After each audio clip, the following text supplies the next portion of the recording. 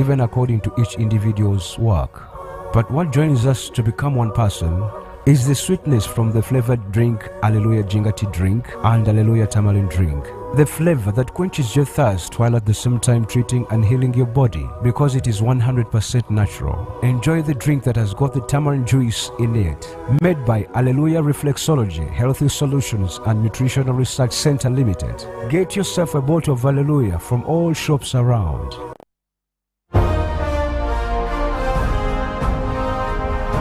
Live from UBC Studios in Kampala. This is Good Morning Uganda.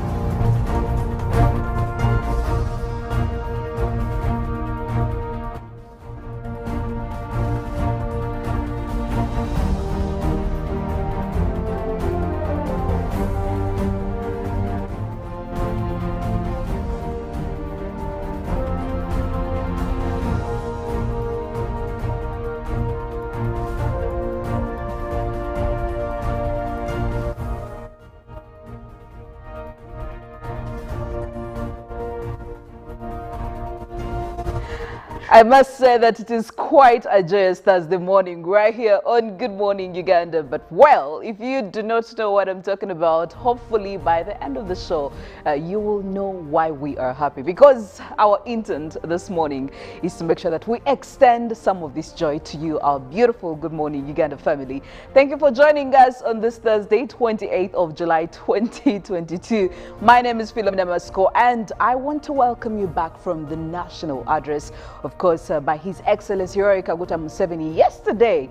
I must say that this address was a bit technical, okay? And the several topics that he did talk about, that he hinted upon, the man came for the data, I must say. And whether we delivered or not, well, clearly that is a question that we'll be finding out. And also, I must say that my people here are also happy because we now can confidently speak because we do have a fully official Minister of Justice and Constitutional Affairs. Of course, I'm talking about Honorable Norbert Mao, but also the President General of the DP Party, who was officially sworn in yesterday. Now, I must say that very many Ugandans are awaiting to see how he's going to be able to fully and effectively make sure that we achieve constitutionalism here in Uganda. This is quite a responsibility that he has to hold up. But well, enough from me. Good morning, Robert. Good morning to you, Mastiko, Mollen, and the entire team, and of course our viewers.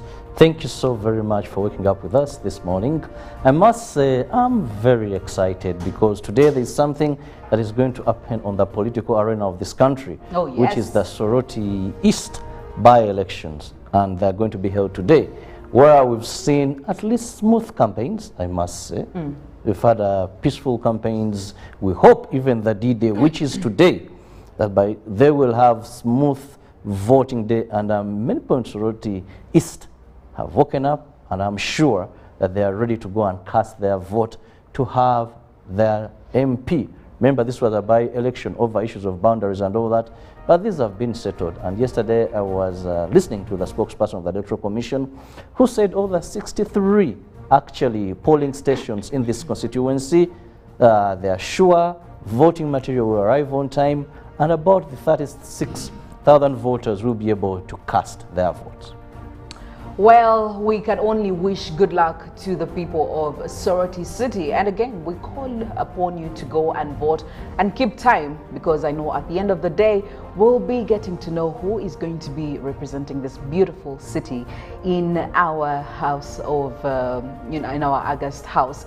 Well, we hope everything goes on well. Felix, how are you this morning? Well, I'm awesome. Good morning. Good morning. How are you? I'm great. I'm okay. Lovely. I'm equally fine. And morning, Mollen. You look stunning in red. Thank you. Thank Even you. if you remember that song, today being a throwback. Yeah. I guess you know the song I'm talking about. Robert will do me the pleasure of completing the statements in that song. Lady in red, just you and me. I told you, this man. Never seen you Classical. This is turning around. It's very nice. You know, red is one of those colors that have many things attached to it. It is attached to this, to the solaces of love, affection, but also danger. Just so you know, for some of you who have done electronics, you have a, you have a black and red, so you know what. When you see a red cable, when you see a red wire, it's a no-go. I almost said finally Felix believes in love and some of the love colors, but when he brings in danger, I'm like, okay. I just meant to ask which one of the two should we take for today? You're doubting Felix in issues of love. Obviously the love side, obviously. He has too much to give. Chirabo is a bad guy. But anyway, I just wanted to find out from Mollen whether we take it the side of love or danger. Don't touch or they come. No, love all the way. Love all the way. Absolutely. Love all the way being Thursday. First tracking towards the end of the week for Philo and Robert. Clearly, the glaze on Robert's cheeks says it all, that he just can't wait to jump into the weekend and have those beautiful moments. But nevertheless, quite a number of activity, mouthful of things. Yesterday the president did come out to say a couple of things. Evidence-based state address, lots of evidences from different departments, the guys from virus research, we had technicians, we had all these kind of people. Yes. But for me, the killer thing was the interpretation. I don't know what was the purpose though, because normally we don't have those interpretations. This particular one, probably, I don't know, but something for us to think about. I'm longing for the day when we shall have an interpretation into Acholi or Lugbar and the rest of the languages. I understand some people felt left out, but I know the others should be picking from the English. There was too much business language that was being put to use yesterday. Should have been broken down. It was so technical, calculations, live calculations. Well, I feel like the man was testing his people. Like, I think I know the point about science. The two guys here. You're getting good pay. You must. You must account for it. But can you imagine a scenario where someone does a wrong calculation and nothing? Anyway, Felix will never stop with this. I knew it. Mollen, how are you doing? Good morning. Lady in I'm doing red. all right. The lady in red. I stand to be corrected. Yes, I take the title fully today, and of course I want to say good morning to your family out there. Thank you very much for choosing this Thursday to also be with us. Well, a lot is happening, and when you talk about what is happening in the country, it was interesting to see Honorable Norbert Mao is speaking on UBC Behind the Headlines last night. It was all about saying, you know, during the last elections, DP almost got wiped out of this country's politics.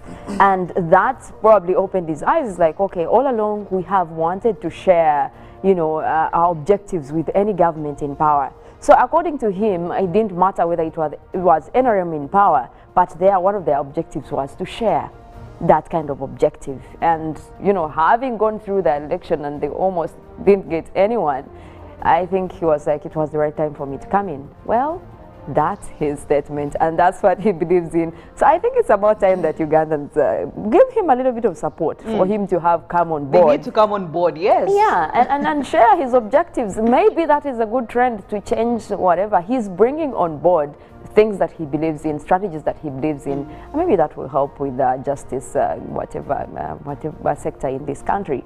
And let me tell you one thing that was very exciting for me watching the presidential speech, obviously the science. And this is something that over time, climate scientists have been asking for climate change to be put on the political agenda, and the president of Uganda is doing that. He's talking climate change recently. He's bringing all these scientists to show us where we should be going. He did make a statement which I want to quote, Joevi Sebukedde. So it's already too late.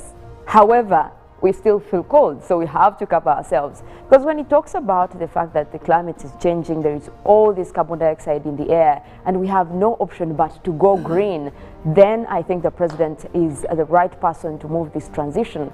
Because listening to what Kira Motors was saying about the transition to electric vehicles and electric motorbikes, we already have at least manufacturers of the motorbikes, the electric ones.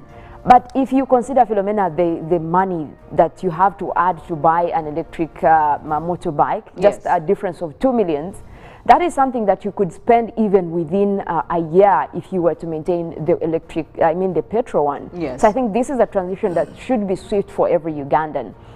Now with the vehicles, just Kira Motors has to be supported to make sure that we have most of those on ground. Me, I've been fortunate to use the Kayora EVS. We use it at the airport. You see how effective it is, and you want that to be around the city. I would want for those buses to be around. This should be something that all Ugandans are excited about. Yes. He talked about the electric train being one of those that could cut emissions. Because now you consider the train being in a capacity of taking a lot of people. That means that you're reducing on the cars on the roads. And that's how we're going to cut emissions. He's very serious about this. He's moving that transition, and I'm very happy that he's doing that. That is going to move us to a very different level when it comes to Uganda. Moving on with the 2030 agenda, where we did promise that we'll go ahead with supporting the Sustainable Development Goals, especially goals talking about climate action. Uganda is getting there, and I know that our scientists in the country are very happy with the president doing that. And actually, in addition to that, Mollen, when His Excellency was addressing the country, he did talk about how the timing of Uganda being able to exploit, all the oil that we have. Yeah. I mean, it comes at a time when all countries are trying to shift, from all these oil getting to electric, in line of climate change, because we have seen what it is doing to very many countries. And he says, by all means, we have to find a way of making a very clean transition. So whether we find it useful or not, you need to come on board. And I think that puts us quite in a hard place. But again, because we will still need to exploit our own options with the petrol, because while we talk about its dangers of emitting carbon dioxide, that is after combustion. But if it can be used in other arenas where we don't have to, put it through a process of producing emissions, then it is still going to be effective. So we cannot stop the whole process altogether, because it can be used without having to affect the environment. And I think that's what Uganda will be now moving towards. And I think it also comes at a good time before we fully exploit our options with petrol. Now we know that we can take the other options without necessarily putting it through combustion to emit emissions. And I think that's one thing he was also talking about. We're still going to benefit from our oil. Well, as you can see, the news wheel is really moving around very fast. There is a lot happening here in Uganda. There is a lot happening outside Uganda. There is a lot happening outside the African continent. And again, like every single morning, we make it a point for you to know at least what's happening around you. And, a few tidbits here and there, especially outside the African continent. What are we looking at this morning, Robert? We'll begin back home here with Norbert Mao also being sworn in, but the story of the day being the Electoral Commission set to ensure that the people of Soroti East go to the polls today and elect their leader, that is the MP, where the Electoral Commission is set to hold Soroti East parliamentary by-elections this Thursday. The Commission chairperson, Simon Byabakama, appealed for calm in order to have successful exercise. This he emphasized as he met stakeholders from participating political organizations, applauding them for maintaining peace during the 6 days campaign period. Now, the Minister Designate for Justice and Constitutional Affairs, Norbert Mao, was sworn in at State House in Entebbe following his appointment by the President Yoweri Museveni and the parliamentary approval. Now, the Democratic Party president, while addressing the media, pledged constitutional reforms as some of the ideas that he will recommend to government. Democratic Party president Norbert Mao was sworn in as Minister of Justice and Constitutional Affairs. Now, following his appointment again by the President amidst opposition, his appointment, Mao pledges to advise government on possible solutions to address issues in political prisoners. And Mao also did commit to speak to all party members who feel dissatisfied by the agreement, as some claim that they were not consulted. And away from politics, we now move to health, where civil society organizations and people living with HIV/AIDS network have called on the Ministry of Health to come up with guidelines for health workers on treatment of patients with HIV/AIDS that have missed, especially the third-line treatment, for a period of between 3 to 6 months. They noted that some of the drugs needed are not available currently in the country, and these stockouts have affected persons living with HIV. However, the government of Uganda, PEPFAR and Global Fund have not resolved the stockout crisis. An advocacy and strategic litigation officer, Uganda Network on Ethics, Law and HIV/AIDS Mirembe Jovia said shortage of third-line medicines lead to HIV/AIDS patients being given ART refills at the end of June. The coordinator Prevention AIDS Control Program, Peter Mudiope, promised to forward the information to officials responsible for care and treatment. The judiciary has launched the judicature rules and guidelines, including amicus curiae rules, bail guidelines, and bailiff rules aimed at administering justice. During the launch, the Chief Justice Alfonso Owinyi Dolo appealed to the government to empower and strengthen police investigators and state prosecutors with necessary resources to ensure effectiveness and timely criminal justice. Crossing over to some of the international stories, we start off with COVID in China, where almost 1 million people in a suburb of Wuhan, China's central city where the coronavirus was first recorded, have been placed under lockdown. The Jiangshi district residents have been ordered to stay inside their homes or compounds for 3 days after 4 asymptomatic COVID cases were detected. China follows a zero-COVID strategy, including mass testing, strict isolation rules, and local lockdowns. This has resulted in far fewer deaths than in many other countries. But the strategy is facing growing opposition as people and businesses continue to face the strain of restrictions. In Wuhan, a city of 12 million people, regular testing uncovered 2 asymptomatic cases 2 days ago.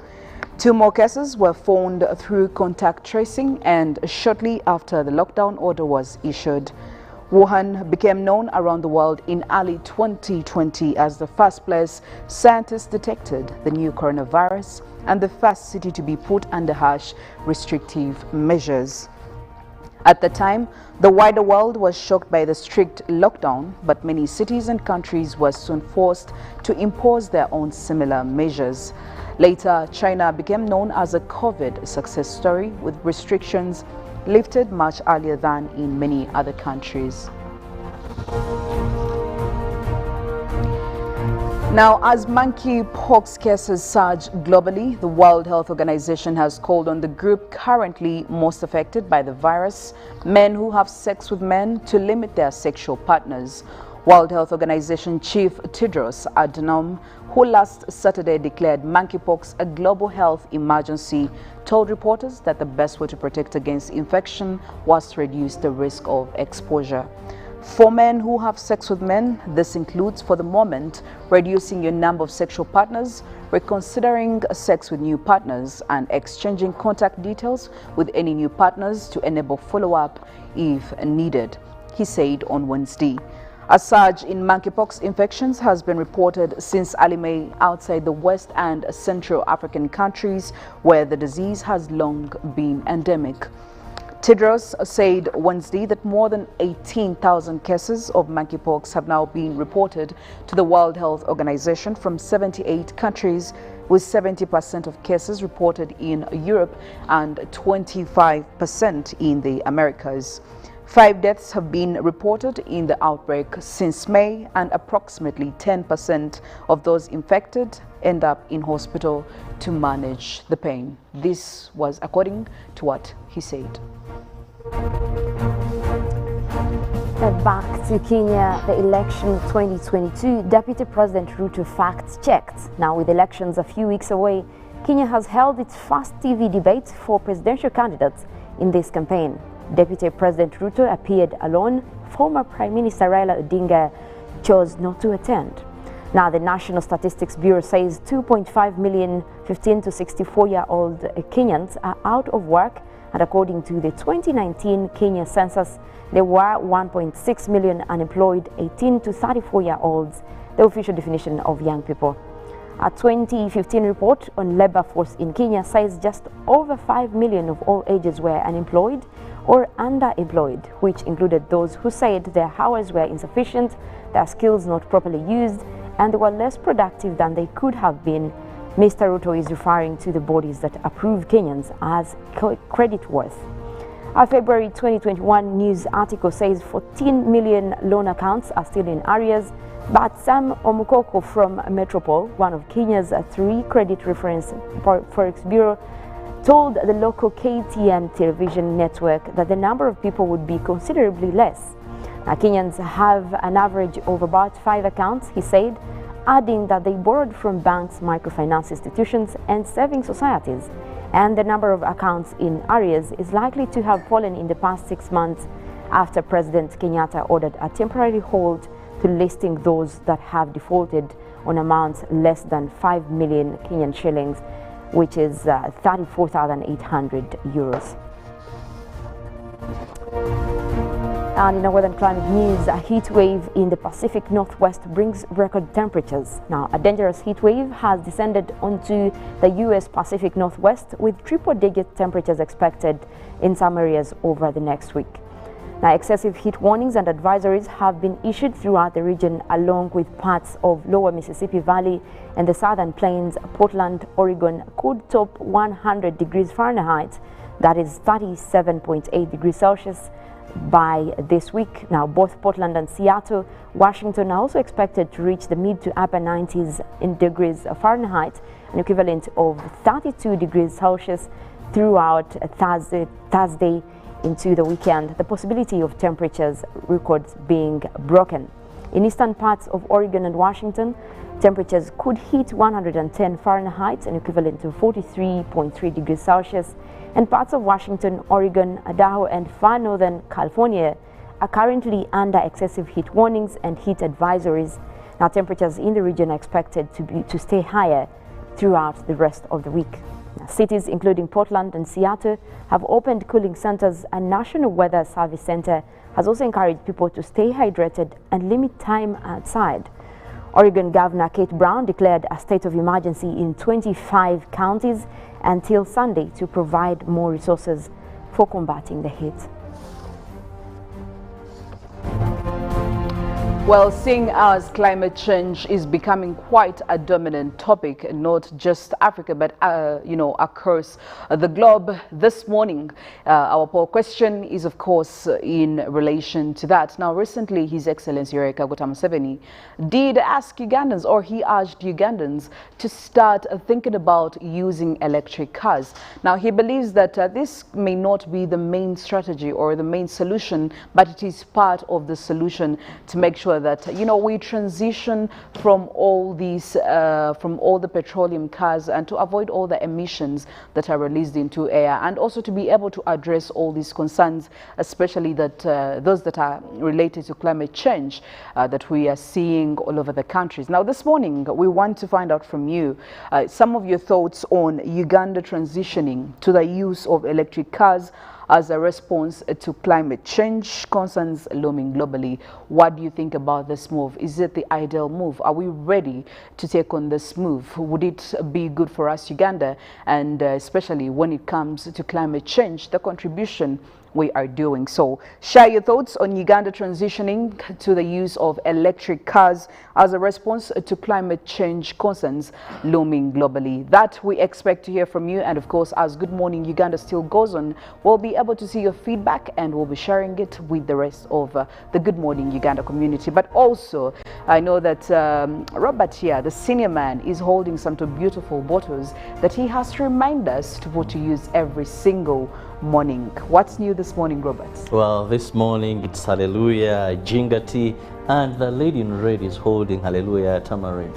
What I talk about this lovely bottle this morning? Well, what I know about tamarind is that it's one of those rare fruits now, and for you to get it across the country, if you were to look for it yourself, it would be a hurdle. It's like looking for a needle in just a huge place.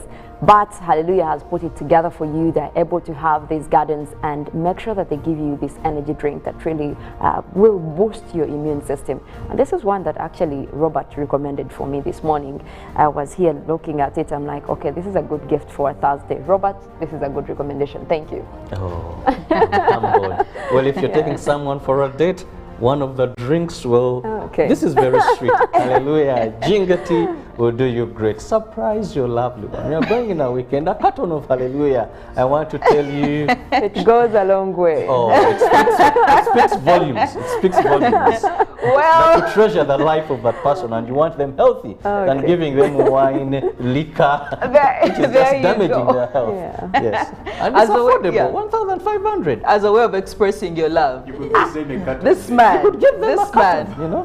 No. Anyway. Life, this person loves you, wants you alive, wants to boost your And they want you healthy. In Hallelujah today. Is it because of the lady in red?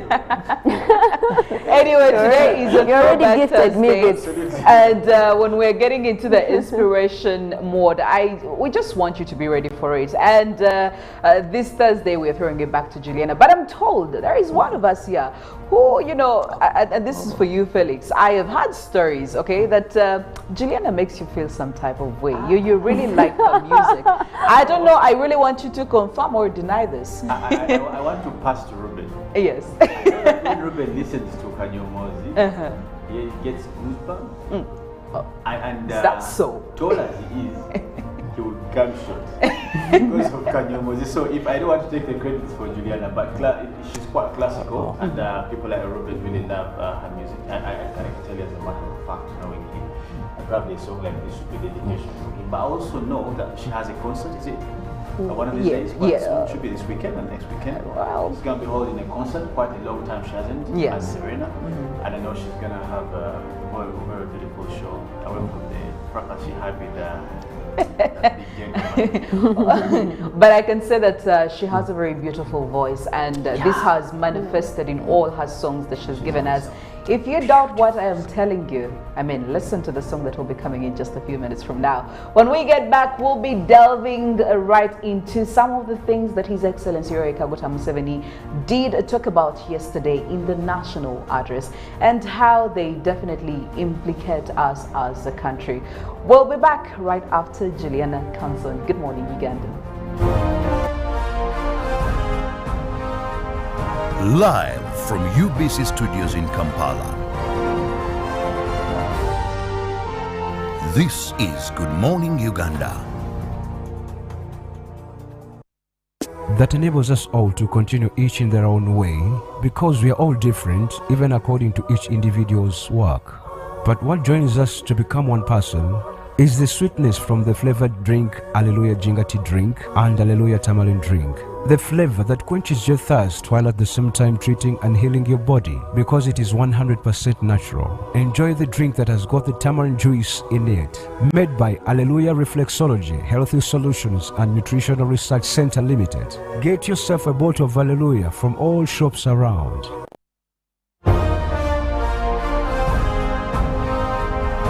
Live from UBC Studios in Kampala.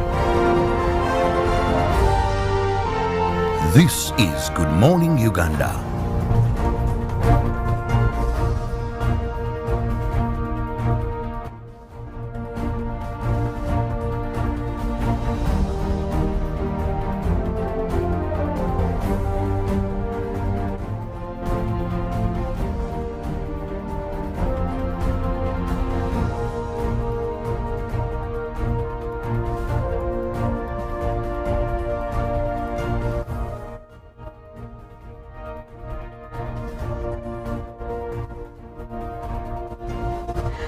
I must say that it is quite a joyous Thursday morning right here on Good Morning Uganda. But well, if you do not know what I'm talking about, hopefully by the end of the show, you will know why we are happy. Because our intent this morning is to make sure that we extend some of this joy to you, our beautiful Good Morning Uganda family. Thank you for joining us on this Thursday, 28th of July, 2022.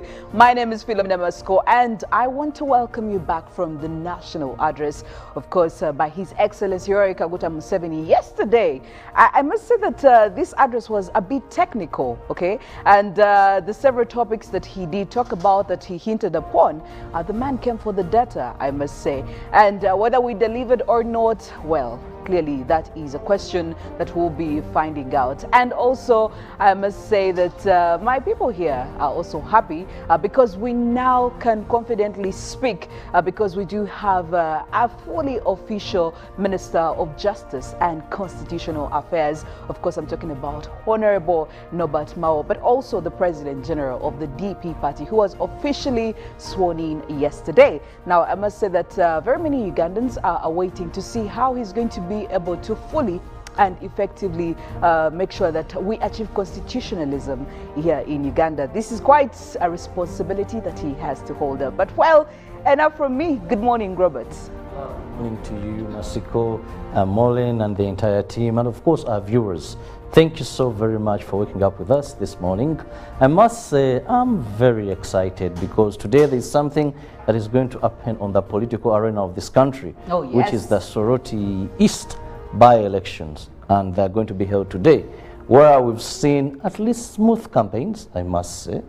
We've had peaceful campaigns. We hope even the D-Day, which is today, that they will have smooth voting day, and many people in Soroti East have woken up, and I'm sure that they are ready to go and cast their vote to have their MP. Remember, this was a by-election over issues of boundaries and all that, but these have been settled. And yesterday I was listening to the spokesperson of the Electoral Commission, who said over 63 actually polling stations in this constituency, they are sure voting material will arrive on time, and about the 36,000 voters will be able to cast their votes. Well, we can only wish good luck to the people of Soroti City. And again, we call upon you to go and vote and keep time, because I know at the end of the day, we'll be getting to know who is going to be representing this beautiful city in our house of, in our August house. Well, we hope everything goes on well. Felix, how are you this morning? Well, I'm awesome. Good morning. Good morning. How are you? I'm great. I'm okay. Lovely. I'm equally fine. And morning, Mollen. You look stunning in red. Thank you, thank Even you. if you remember that song, today being a throwback. Yeah. I guess you know the song I'm talking about.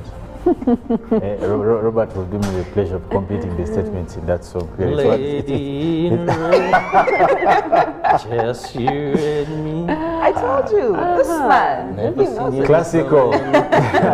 This is turning around. It's very nice. You know, red is one of those colors that have many things attached to it. It is attached to the solaces of love, affection, but also danger.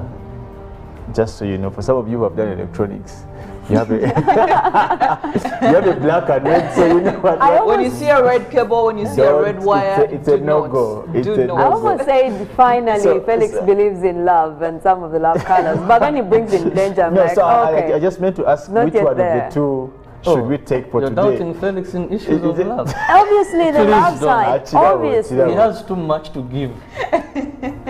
Chirawo is a bad guy. But anyway, I just wanted to find out from Mollen whether we take the side of love or danger. Don't touch or they come. No, love all the way. Love all the way. Absolutely. Love all the way, being a Thursday. First tracking towards the end of the week for Philo and Robert. Clearly, the glaze on Robert's cheeks says it all, that he just can't wait to jump into the weekend and have those beautiful moments. But nevertheless, quite a number of activity, mouthful of things. Yesterday, the president did come out to say a couple of things. Evidence-based state address, lots of evidences from different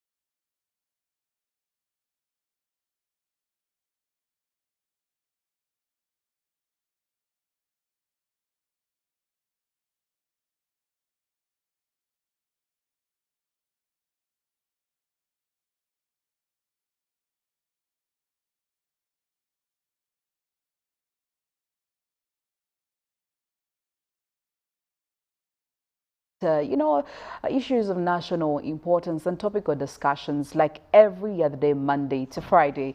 Well, before we delve into the topic for this morning, I just want to remind you of our poll question where we want to find out from you your thoughts, your 2 cents. We want to pick a brain from you, especially when it comes to the advice that was given to us as Ugandans to start transitioning to electric cars. And of course, this is of course in line of responding to all these global and climate change concerns that are looming all over the planet. So as transitioning to electric cars, how does that help? And, how do we get there? How do we make sure that we pave the way to achieve it 100%? That is what we are looking at. And you can get onto our social media pages. That is on Twitter. Use the hashtag UBCGMU. The poll question will definitely pop up and you tell us what you think. But this morning, we want to talk about some of the things that His Excellency Yoweri Kaguta Museveni did make mention of.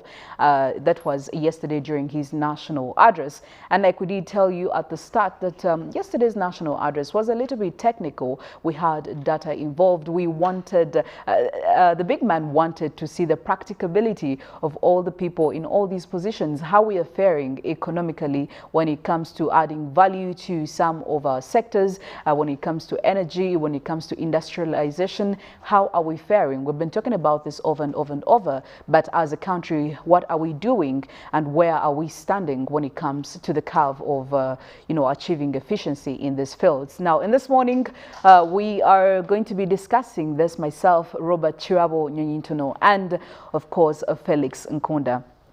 But maybe to start off with you, Robert, one of the things His Excellency Yoweri Kaguta Museveni talked about yesterday, he did make mention of very many things, but he also talked about coffee production. And when he was talking about coffee production, he was centering on how we can add value and get to a point where we can earn about 10 billion Ugandan shillings.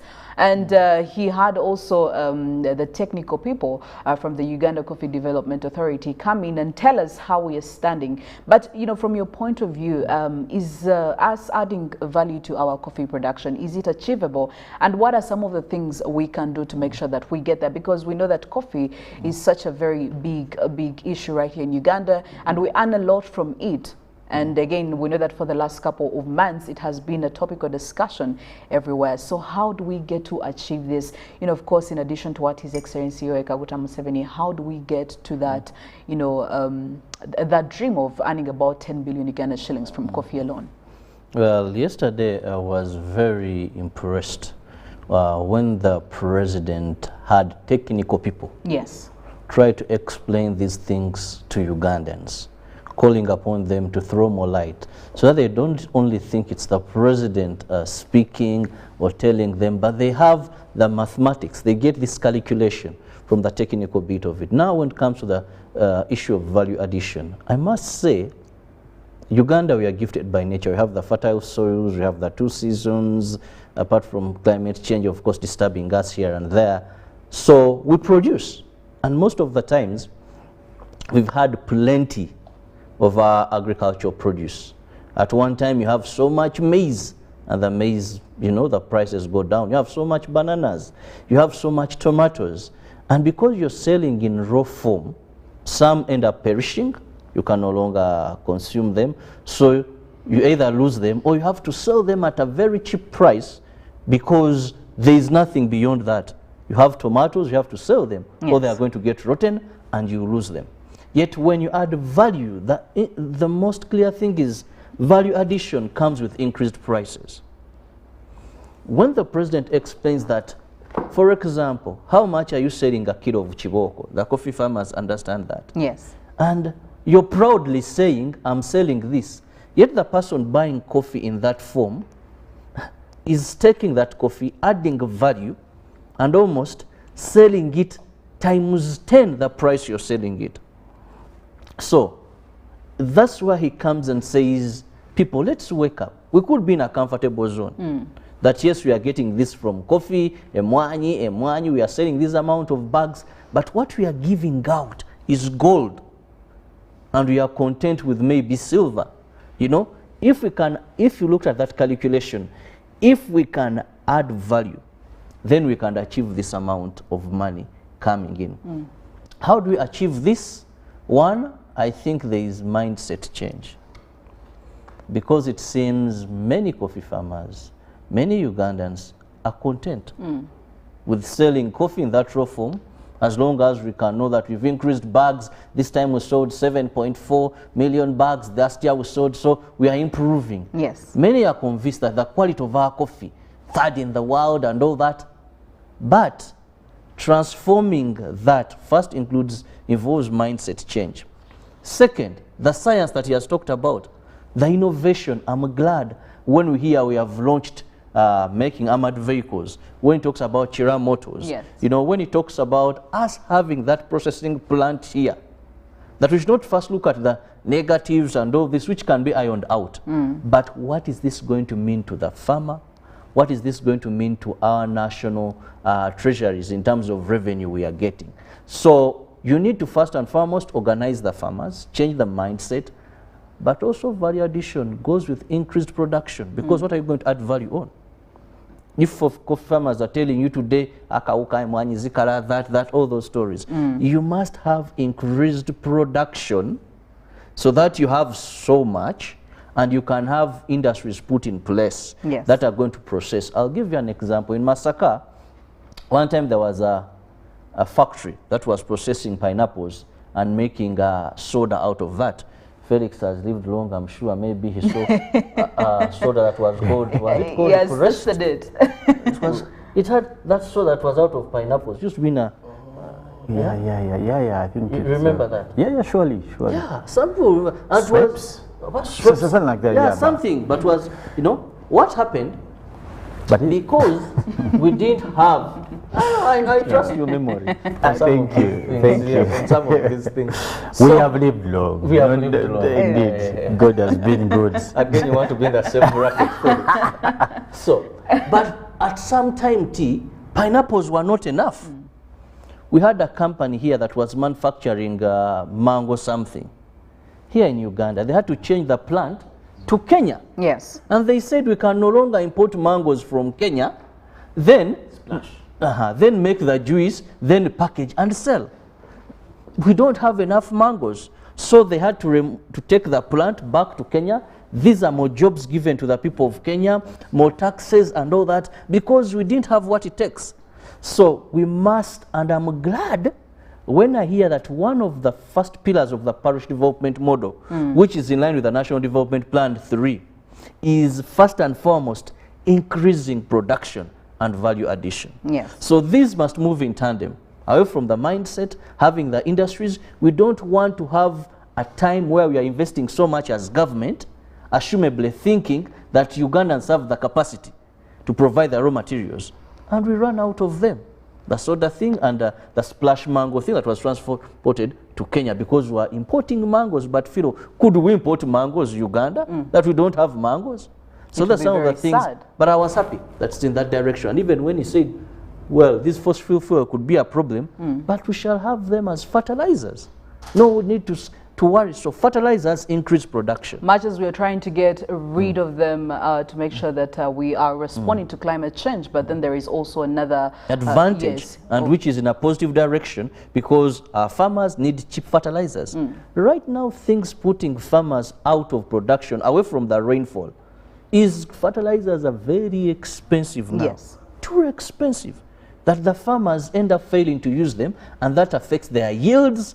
Therefore, you may have these in the trees and you don't have the raw materials for them.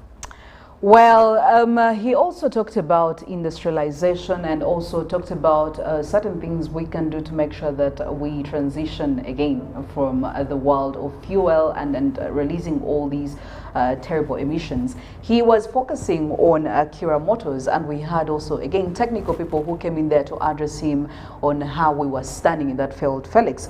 And one of the things that he talked about as a country that we need to look at while we are investing is electrical vehicles, buses, lorries, etc. And he did make mention of the fact that we have already started with Kirabo Motors. And I mean, Mollen was here telling us how some of these Kayola buses are used at at the airport. But if we're looking at that, Felix, to pick from you, what do you think the value, how do you think this will add value to Uganda's industrial sector when we are measuring, especially on these electric buses? I must tell you that we're all excited when this idea was brought to the table. So now that we're already working on it, is it adding any value, or what are we looking at? What is the bigger picture here? Actually, yesterday's address was a bit evidence-based. Yes. It was quite one of those that, and I think it informs the reason as to why they had to bring an interpreter, so that to have inclusion, because people needed to know exactly what is being done by government in particular in relation to the aspect. And I think everything that was said there is evidential or evidence to prove that there is a transition from a low-income state to a middle-income state.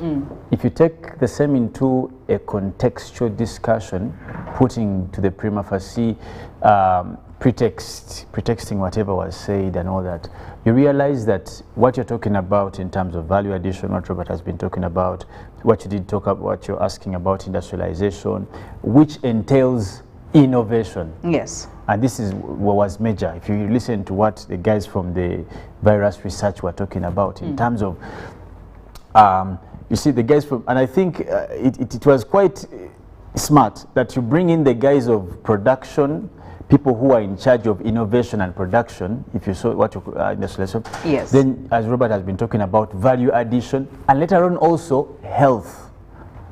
He's bringing the aspect of human resource. How do we have a fairly affordable, available, but also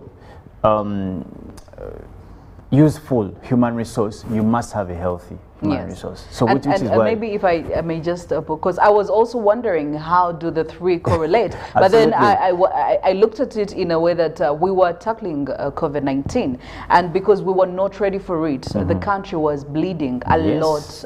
Economically, we spent a lot of money, which affected very many other fields. And you can't talk about the rest, value addition, industrialization, minus health. And this is, I think, the reason why the guys now, the medics had to come in with all the research and what and all that.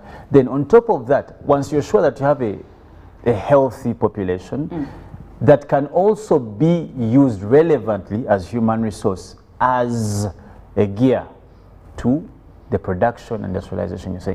So it was like a tripartite approach to development, socio-economic development.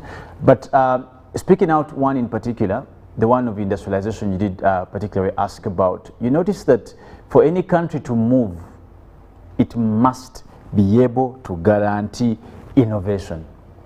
Why? That is what you sell. You can only sell what you have rights over. Uganda cannot say, we want to sell to you things like IT.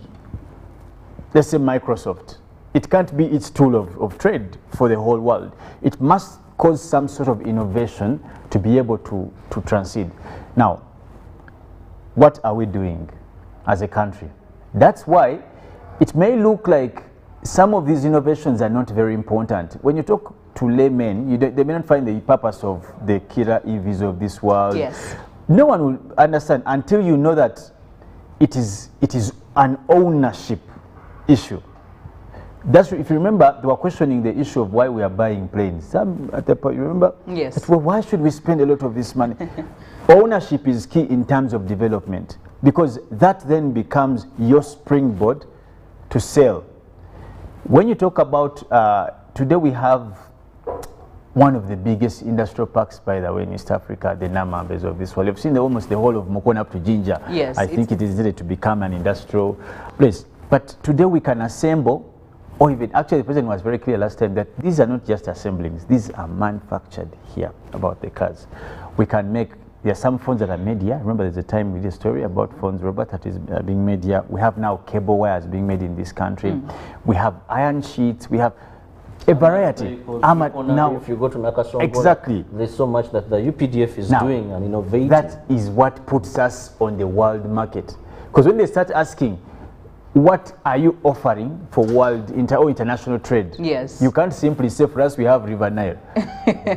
We have the source of the Nile, so you can't say we that's have the mountain that's the gorillas. end. Yes. Because that is not what you trade. It is in tourism we trade it. Yes. But we can only trade it when people choose to come.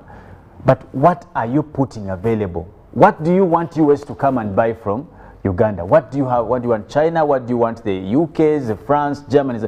So this whole discussion of industrialization is an approach that will solve many questions. One, employment. If you look at the people who are catered for in the industrial sector today, you will be amazed. And that's why we should be concerned when we have particular areas of the economy that are ailing. For example, absence of value addition to our production. He talked about things like mangoes. Yes. This is the country that has, you know, a country that has a full year. This country has never gone out of fruits. Let's be honest. Actually, I've seen watermelons for the last 5 years, non-stop, and it's called the market is overflowing. Yes. Pineapples, he talked about pineapples. Pineapples have been available for the last 3 years, non-stop. Yes. Today you buy 10 pineapples, I think at about 7,000 or 8,000. The kids are all over the streets holding them everywhere. Yes. But you get it, like the availability of the resources is here. Now the question is, how do we tap in? Someone is selling these pineapples at 10,000, 10 of them, it means one is 1,000. Do you know how much money we are losing? Because every piece of a pineapple can be used for something. The upper bit, I don't know, I wish Mollen was here, the agriculture, but Robert is an agriculturalist. That green thing is medicinal. The crown, the pineapple crown? You see what, now she's being a lady. She's calling it a crown. But okay. I hope that's what it's called. It's not called a crown, Philo. It's a pineapple crown. She's being a lady again. But that is medicinal. When you come to the peelings, not the munanas, but the munanas, you cook like every bit of it. But we are still not getting enough. Imagine actually, if we are doing production. Just one bottle of soda could go for 1,000. And how many bottles can come out from one pineapple? Yes. So yet to that one pineapple, maybe that can have about 5 bottles. Or even more. Or even more. Because they are preservatives, they're what. That's what I'm saying now. That are we even if you put our eyes off the coffee, that is a given. It's a matter of fact. But let's look around agriculture. Yes. How do we turn our society, our community, from subsistence farming to industrial agriculture? Now, the one person that for me was missing in this yesterday's address was the Speaker of Parliament. Yes. And not to look down on His Excellency's invitations, I thought it was most befitting to crown it all up. I would want to have had the Speaker of Parliament to say, having had all these very beautiful suggestions, the health, the value addition, the farmers, agriculture, blah, blah, blah, how do we put implementing policies and laws? And this is where Parliament would actually come in very handy. That's what I'm saying, that yes. we should have had the Speaker to make commitment. After Osco said all these things, the Kirawat, because it is not good enough for the President to say, from the State House budget, I have given my people some. Can we have budgets for the transition from subsistence farming? What laws can we make? Or the Attorney General, someone legal to guide, because if we have the laws, it is easy to implement. So it got a little bit, for me, I think that we are on the right path in terms of ushering ourselves into the middle income status. Yes. But however, there is so much we need to do that must be backed up by law, away from just lip service.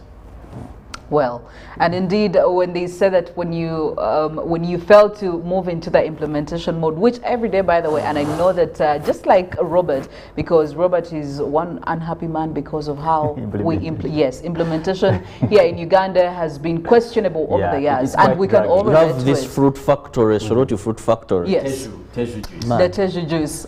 It's beautiful. We have there's an initiative. I've taken some of the juice, by the way, and it's really tasty. My daughter does take it. Yes. No, thanks, yeah. Yes, Robert, you're saying something. For me, I'm so proud of my president, I must say. Why? Because he understands the problems, he has the solutions, you know.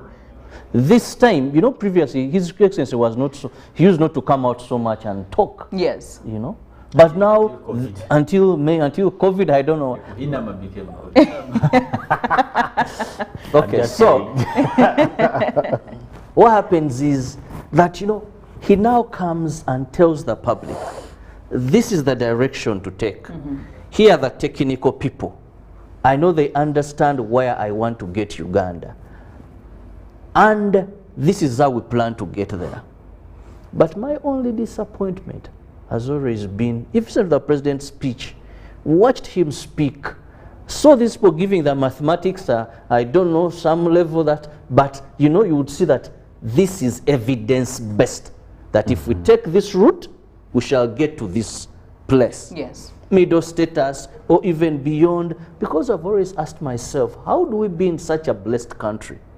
In terms of soils, in such a blessed country in terms of minerals, such a blessed country in terms of weather, and you know, industrialization still remains a problem. Yes. We have 39% of our population that is not in the money economy, you know, yet left, center, right, there is wealth. So when science meets with value addition, for me, I've always said Uganda, even agriculture alone, can be gold, can be oil to us, because we are gifted. But how do we come to this transformation? And I just hope that the implementers, because the number of areas where government has tried, today, His Excellency says, it is value addition, it is innovation, it is science. That's where I want to inject our monies. Yes. But there are people that are supposed to see this happening. I was telling you in Mbarara, there's a factory that was set up for banana processing and all that. And millions were put there. That sort of fruit factory to have kicked off, there was a time when there's stagnation. So implementers must act. Because now, His Excellency has come clean. Previously, people didn't know what is happening, but he has a State of Nation address, he addresses, people listen, people understand, and now they know that this is the direction. Why are we failing? Implementers. There must be a will, there must be determination, not here this amount of money allocated to carry out this innovation was stolen. This amount querying, so misused funds, so and so. No, we must all fit in this vision and get there. Well, to remind you of our poll question, share your thoughts, especially on Uganda transitioning to the use of electric cars as a response to climate change concerns that are looming globally. Share your thoughts on Uganda transitioning to the use of electric cars as a response to climate change concerns that are looming globally. Now, briefly, Felix, I just want us to look into the field of research. And we did have the stakeholders coming in from the Uganda Virus Research Institute. They did talk about how we are looking at a pathogen economy where we have all these viruses coming in, we have all these infections, monkeypox, you know, COVID-19 and all that. But the president was focusing on how we can actually modify the research, especially in Uganda. But from your point of view, what do you think we ought to do more to build that field as well? Because clearly the pathogen economy is what we are living in right now. So what do we have to do to make sure that we are at par and we're not hit as bad as we were hit by COVID-19? Thank you. And I think we got to put a lot of investment in sciences, and that's a matter of fact. And by saying this, I don't mean to say that we have to segregate the arts. Yes. I want to be categorically clear on this, but I know that we must put what we call enhancers. For example, if you want to have lots of doctors in the country or researchers, you must invest in the processes, not in the product later on. Yes. I don't think the doctors that presented themselves, the ED, whatever, were necessarily, we have only gotten them probably at that point when they're experts. But what is the government contribution to, for example, university, people who do research in terms of medical or biochemistry? Government should own the School of Medicine or biochemistry or what. It should be a government institution, yes, that promotes this that it wants. You cannot talk about that particular economy in the absence of the people who are going to do the research and all these things. So that should be a government sponsorship. Things like, by the way, let me be so a little bit clear that studies like medicine should be totally free. Why should you invest in studying medicine in a third world country where you still have diseases like jiggers? That means your medical problems are so many, and government has the capacity. I'm being honest. Why should a doctor in Uganda pay tuition? Why should a lab technician pay tuition in Uganda? Let the lawyers pay. Let the business people pay their mania procurement, statistics. Let them pay. But people doing sciences should be studying for free, at least up from the level, the professional level of university. Doctors should be studying for free because it's a motivation. Yes. First of all, it is very expensive. Whether government or private, it is very expensive because it takes a long time as well. Now, for me, the most important incentive to boost that approach is to have such, let's look at nurses, midwives, doctors, lab technicians, doctors. Let's have them study for free. We can afford it. We have many hospitals. We have the Mulagos, the Chirudus. We can accommodate them. I think we need to focus on that, and that's a recommendation I would give to His Excellency in a bid to promote those desires. Otherwise, Kirabo is going to pay for his lovely Gavi all the way through. You cannot control such. You get it? Actually, what Felix is saying, recently, last week, those that follow some scientific journals very well, there's a Ugandan scientist called Namuga, I think Chibirige, Ugandan, who made a breakthrough in a way of testing HIV/AIDS. It is all over, it's making plans. But this is a person that is self-made. Yeah. And I was so funny when I saw Kenya owning the person. Said first it was It's black sad. woman, It's then really, they really said sad. Kenyan scientist, but this is a person Uganda. And she's all over. And clearly, but Kenya took over, they're saying warfare and all that. So if you meet this, and she once worked at the Uganda Virus Institute actually. She once worked there, then I think moved to US, then the UK, and now she's making this breakthroughs. I can tell you, I've met over 23 doctors in Europe, and they are senior consultants. I met one in the it's called Forest Hill Gates, one of the biggest hospitals in Europe, in the UK, Scotland. Dr. Agaba, very much known in the US, senior surgeon.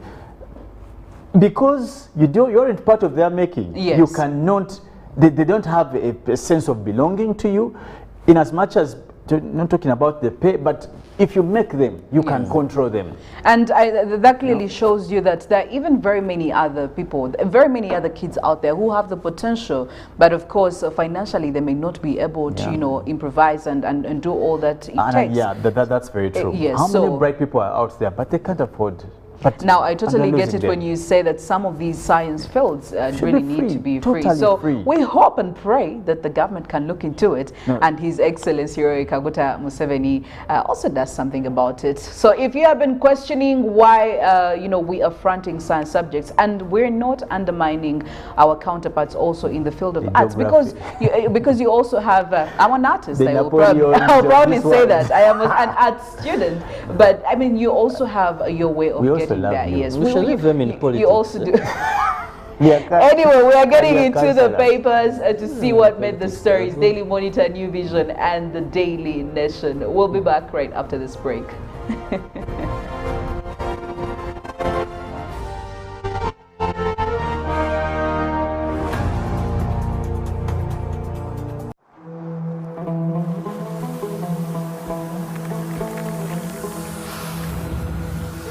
A World Cup in the desert? The first one in the Middle East. The first to be held at the end of the year? That's crazy.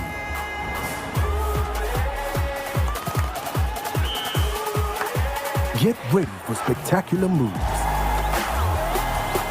High-flying saves. Unbelievable goals.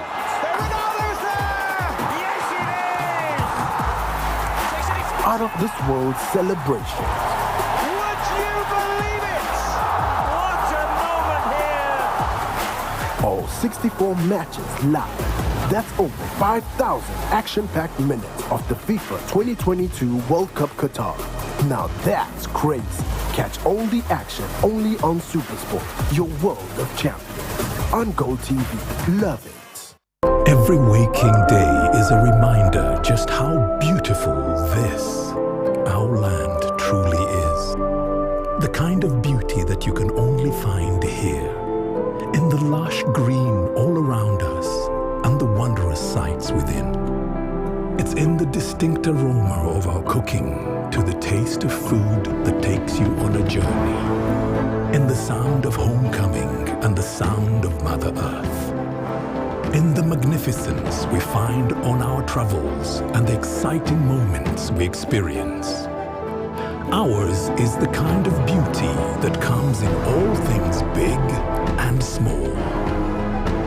All we have to do is awaken our senses and truly enjoy what's uniquely ours. Explore Uganda, the Pearl of Africa. When you talk about our motherland Uganda, the Pearl of Africa, you cannot fail to smile because of the smile that fills the faces of the citizens. Our nice good weather and nature that sustains us all, that enables us all to continue each in their own way, because we are all different even according to each individual's work.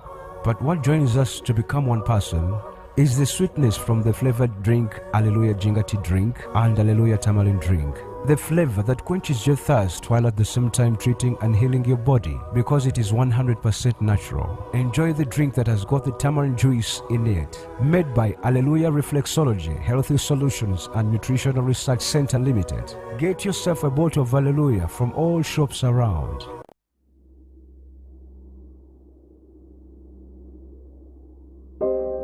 I remember the lockdown, when the streets were empty and our lives disrupted, when businesses closed and our livelihoods hung in the balance. Hospitals were full. We lost loved ones, jobs, and hope. Our children couldn't study anymore. We cannot let this happen again. We should not go back. Get fully vaccinated against COVID-19 and join the millions of Ugandans who are already vaccinated.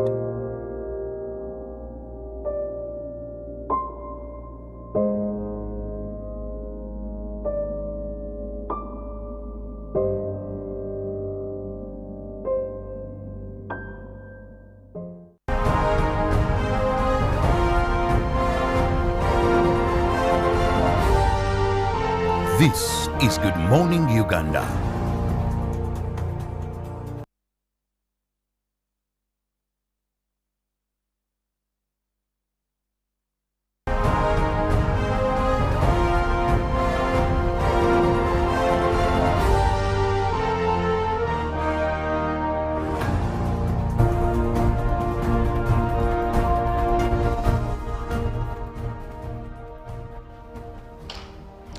In the papers this morning, we start off with the Daily Monitor, and we're looking at the major headline being Scientists in New Salary Bonanza, and a new salary structure for the 2022-2023 financial year.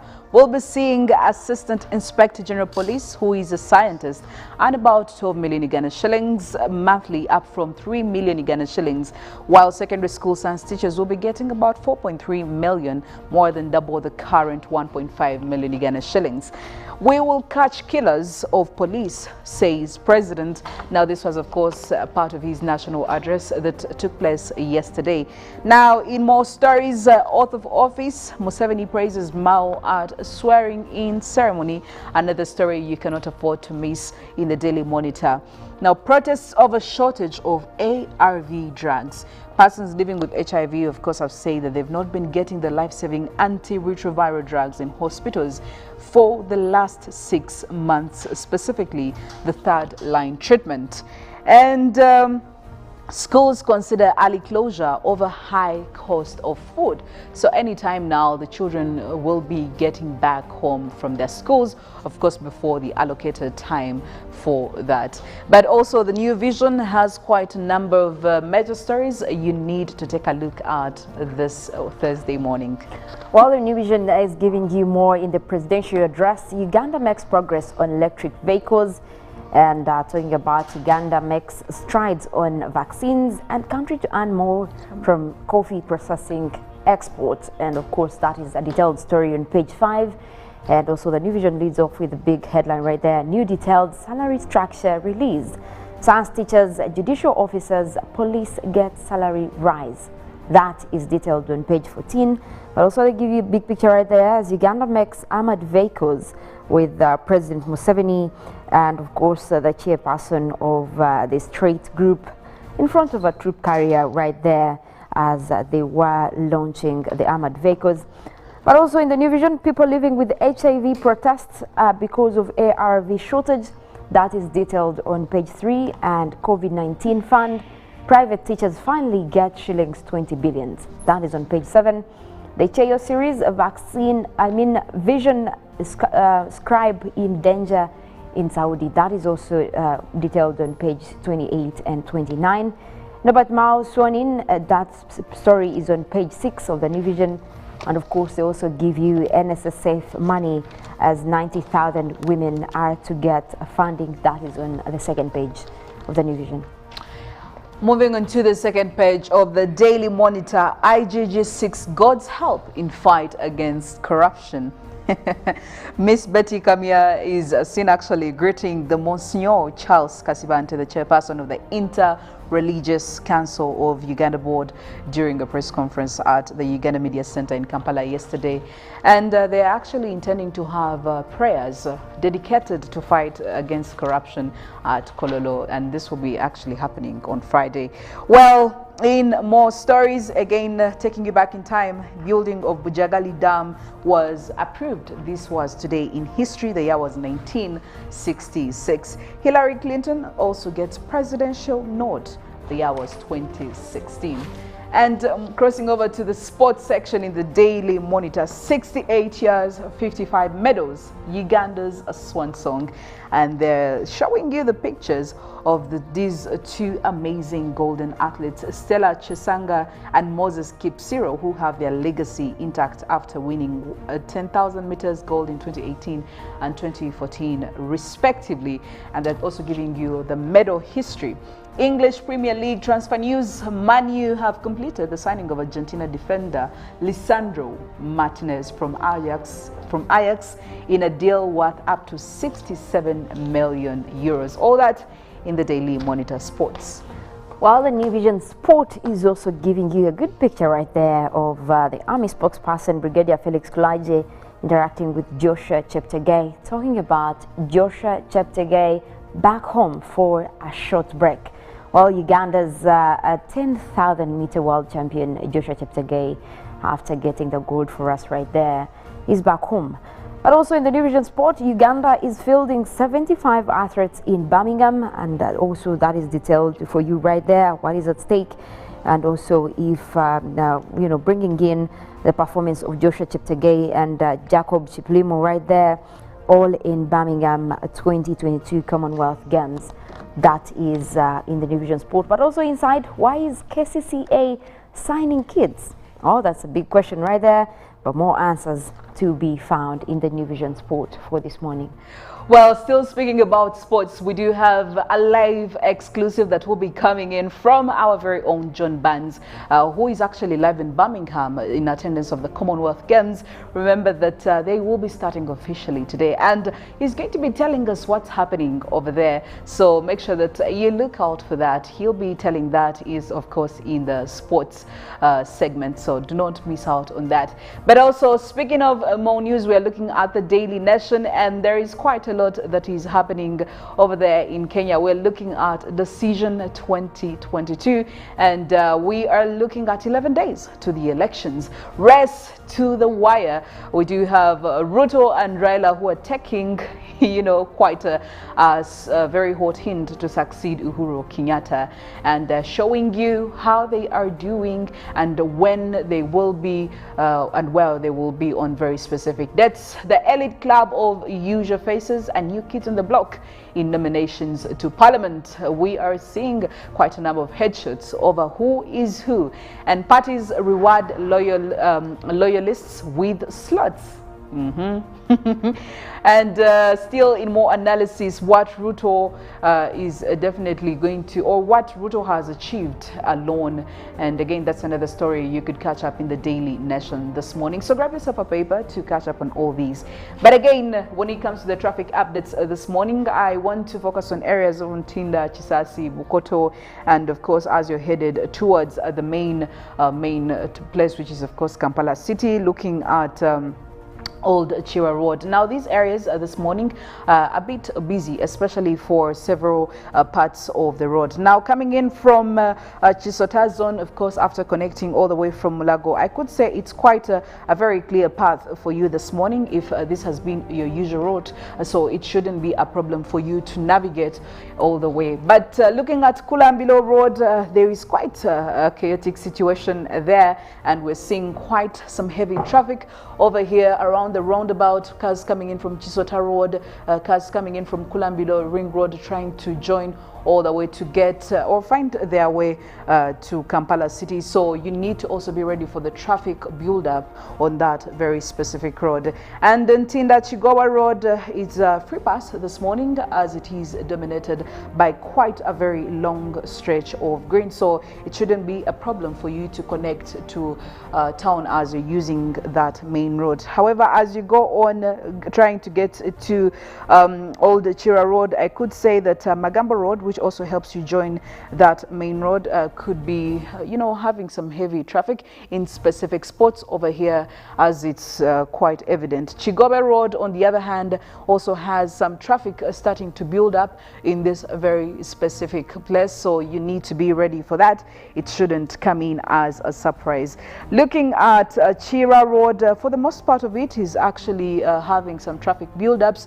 We can see over here and also over here. Now this very specific spot, the traffic is actually already heavy over there, so you need to again plan accordingly as you're trying to get to the city center. Well, as you're joining via Yusuf Lule Road, you also need to expect some traffic build-ups in specific parts of that same road as you're trying to make your way all the way to town. So coming in from areas of Bukoto, you know, Ntinda and Kulambiro, you need to know that several spots on these roads are very heavy with the traffic this morning. But enough about the traffic, and switching over to the weather lady. And I must say that Mollen, as we're looking at things every other day, every other single day that I look at news, there is quite a lot of attention that is being directed towards climate change, and Uganda is also coming on board.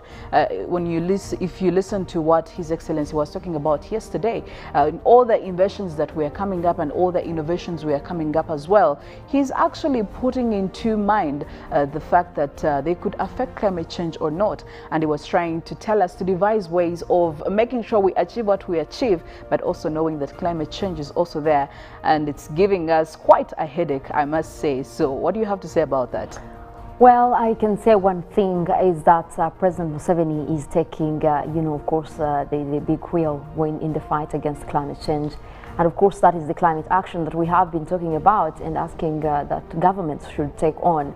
Because we are seeing the reality of this. This is not just happening, like he also exposed the fact that there are wildfires across Europe, across the US, but we have also had most of those challenges, and we've had our fair share of extreme weather events when it comes to flooding, the drought crisis in the country. So I think this is a topic that is coming in handy, and it's a good time where we now have to really step up and measure up and be able to continue with our fights in climate change.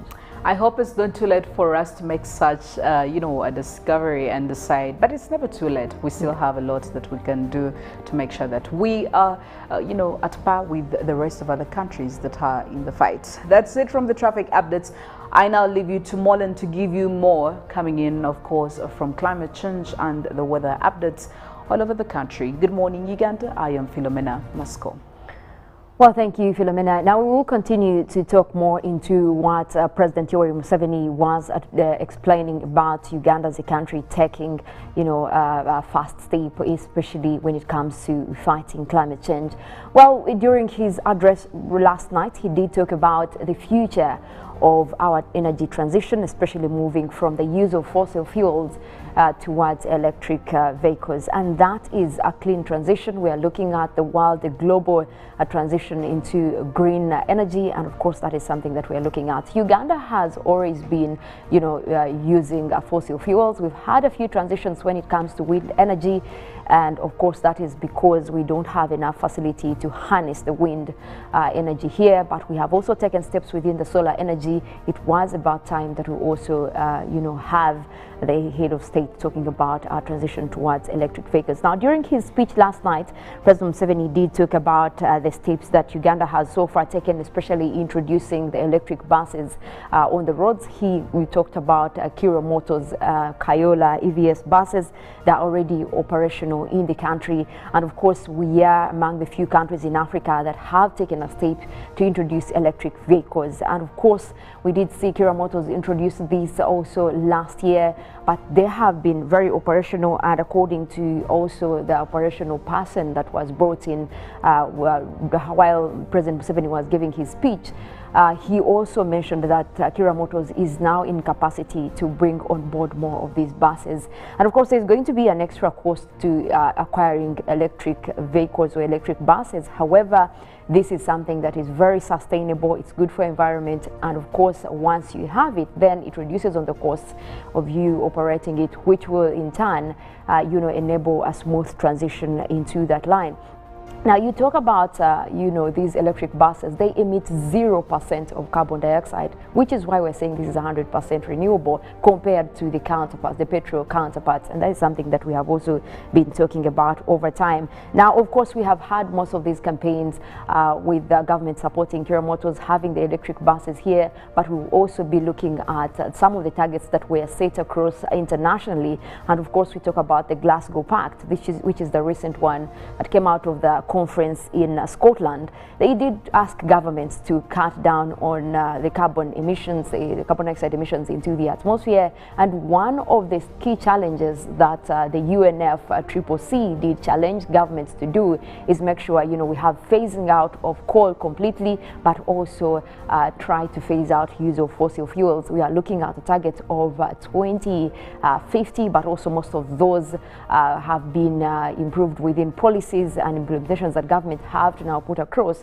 We are looking at a period of 2035 having had a smooth transition into clean energy. So Uganda, having had this first step of introducing some of these buses on the road, puts us in a very good position, and I know that as we head into COP27, we're going to be one of the countries that have something to say, especially about the fact that we have done something about you know, climate actions, especially when it comes to transitioning into clean energy. And of course, you do look at more of what we could achieve. President Museveni did also talk about, you know, the future or the solution being into having electric trains. That is something that the country can consider. And of course, we do know that most of these calls, when they come from such a pact, an international pact, or what has been advised from the UN Framework Convention on Climate Change, we do have to find out the fact that most governments are going to have budgets on that, but which is where the climate fund comes in. We do know that there is an investment, especially when it comes to the climate fund and the green fund that is given out internationally, but we also know that developed countries like China and the US have pledged to support African countries, not just African countries, but developing countries in fully transitioning into this. So this is what our scientists could be tapping through to make sure that we have most of these you know, transitions, especially as we look at the electric buses, and of course talking more about you know, the introduction of an electric train. This is going to have to require a huge budget, but we are confident that most of this will be achieved, especially now that we know that President Museveni is advocating for having these electric vehicles. But also want to continue tapping on the story of what is happening across Europe. Of course, the latest news is that this has been one that the wildfires in Europe have nearly quadrupled the 15-year average record that has been there. This is just for this year, and of course across all the countries that have been experiencing wildfires. You look at the total number of wildfires in the European Union since the beginning of 2022 being almost 4 times the 15-year average. And of course that is at the same time. That is according to the Copernicus, which is a body that collects data and information across Europe. And of course in the tweet that they also did give out yesterday, they were talking about the 1,926 wildfires that have scorched the EU since July 23rd. In comparison to what has been there before, being calculated into in difference with the data from 2006 to 2021, this is the same period where by then the fires were just 520, and this time we're looking at comparing it with the 520, we have 1,926. That is almost 4 times what was there. And most of the countries that have been worst affected, of course, talking about Italy, Spain, Portugal, Greece, France and Germany, that have all lots of thousands of hectares of land that have been destroyed by the wildfires. That is also amidst record-breaking heat waves. And of course, that is the latest that we have from most of those sources, looking at over 480 firefighters that were still battling most of these wildfires. Now, scientists have also come up to make linkage between the wildfires, the heat waves and the climate crisis, and of course the evidence is very clear. There is clear linkage between this, and these are some of the indicators that do indicate to you that there is a huge effect when it comes to disrupting nature, and of course what we are looking at as a climate emergency right now that we should be declaring already. But also following up on what is coming through from Philippines, we do know that they have been worst hit by that earthquake that is on magnitude 7.1 in a lot of areas, 7.2 and 7.3, and of course by yesterday we had not ascertained at least how far this has been out of the country, but the president of the Philippines did declare that there should be search and rescue on ground to ascertain the damage. What we do know right now is that at least 5 people have died and 64 others were injured in a powerful earthquake that struck the northern province of the Philippines. That was on Wednesday. And of course that was mostly on the island, where the geological surveys also indicated that much of this earthquake was to a 7.1 magnitude, that is being at the epicenter of 13 kilometers. Now, according to the Manila Society or the Geological Survey area, they're saying that these earthquakes again triggered landslides, and of course those are the ones that have now believed to have covered a few people within down there, but search and rescue have not reached remote areas, so there is anticipation that there could be more numbers, especially for the people who have been affected by these landslides and of course the quakes across the Philippines. Now, what we do know is that most of the areas that have been destroyed, one of them is the famous tower in the northern part of Philippines. This has been mostly attracting tourists over the area. Now that is also on ground, and of course that was immediately after a landslide. Now, so far what is reported is that 58 landslides have been reported over the area being triggered by this earthquake, and it is more than 200 towns in the 15 provinces of the northern Philippines that have been affected over there. We also want to come back home here and take a look at what is happening across the country in terms of weather, and for this morning we'll be tapping in from the images satellites over Uganda, looking mostly at cloudy weather across the country. Eastern Uganda, across northern Uganda, we're looking at a mix of clouds and sunshine. Much clouds across the Karamoja region. We could be looking at a little bit of rains over there, but also want to concentrate mostly on that rainy condition that is towards that rainy system towards midwestern Uganda. That is the one bringing in a little bit of rains towards areas of Fort Portal, but looks like that system is headed westwards and could be clearing away as the morning progresses. However, we do have more clouds that are developing over southwestern Uganda. We could be looking at a little bit of rains coming through for that area, and also that cloudy system over Karamoja could be bringing us rains, especially also that will be moving towards central northern Uganda, Gulu, Padel, Kitugum. We could be looking at rains for this morning. We do have a few developments that we're seeing still over the satellites, and of course that is likely to bring us rains as well for this morning. Now, Kampala, it's already only sunny skies that we're looking at. We do have clouds that are coming through, and of course we also anticipate that these might be bringing in rains as the day progresses. Also across eastern Lake Victoria Basin, starting off with a mix of clouds and sunshine. We do expect some of the rains to come through later in the afternoon, but the western area of Lake Victoria seems like it's going to be mostly in terms of sunny and cloudy conditions. But we'll go ahead and take a look into the forecast that we have for this morning. Of course, coming in from the Uganda National Meteorological Authority, and also looks like the temperatures are quite low for this morning. Generally, we're having quite pleasant weather for this morning, and of course that is due to the cloudy system that we're seeing over the country, as those rain-bearing clouds affecting most of these areas. But we could also be looking at more developments in terms of rains for today. Now we start off with the eastern side of Lake Victoria. That is where we have Tororo, Busia, Iganga and Jinja. We're forecasting isolated showers. Those will be coming in at a pleasant 25 degrees centigrade for this morning. Across eastern Uganda, where we have Soroti, Katakwi, Amuria and Kumi, we are forecasting light showers, and those will be starting off with a chilly 25 as well. That system is likely to clear off as we head into the afternoon. Eastern part of Central, where we have Ruwero, Woblenzi, Burudi, Nakaseke, we are forecasting isolated showers, and of course those will also be starting off with a cool 24 degrees centigrade. We do expect those rains to cross over into the afternoon. That is across eastern parts of Central. Now the central part of northern Uganda, where we have Jumani, Gulu, Kitugum and Padel, we are forecasting light showers. We already have clouds developing over the area. We expect those to bring in a little bit of rains over several places, and we'll be starting off with quite a cool 26 degrees centigrade. Looking at the central part of Lake Victoria, we're looking at Mukono, Kampala, Entebbe, Wakiso. We already have those clouds that are starting to come in across the area.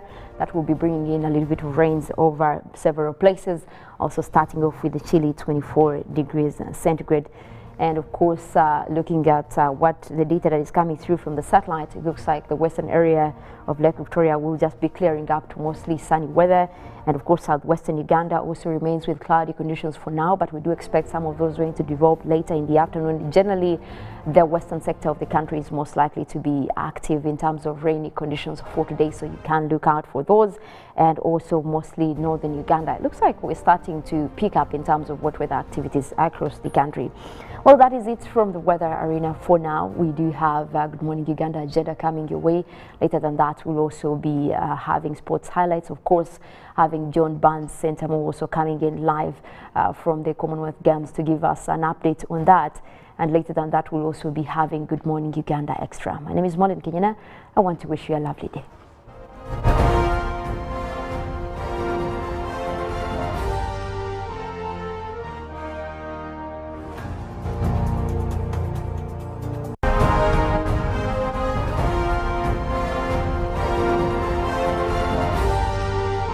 This is Good Morning Uganda. Every waking day is a reminder just how beautiful this, our land, truly is. The kind of beauty that you can only find here, in the lush green all around us and the wondrous sights within. It's in the distinct aroma of our cooking, to the taste of food that takes you on a journey. In the sound of homecoming and the sound of Mother Earth. In the magnificence we find on our travels and the exciting moments we experience. Ours is the kind of beauty that comes in all things big and small.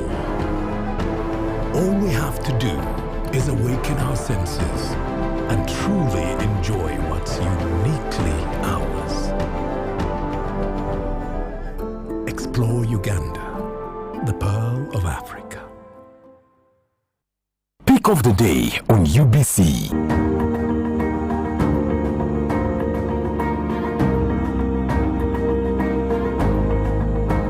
Was brought to you by Simply make a small deposit of 99k and pay the balance mpola. You can pay in daily, weekly or even monthly installments while you enjoy your new phone. So what are you doing today? Visit any MTN shop near you and get the MTN cupboard super easy.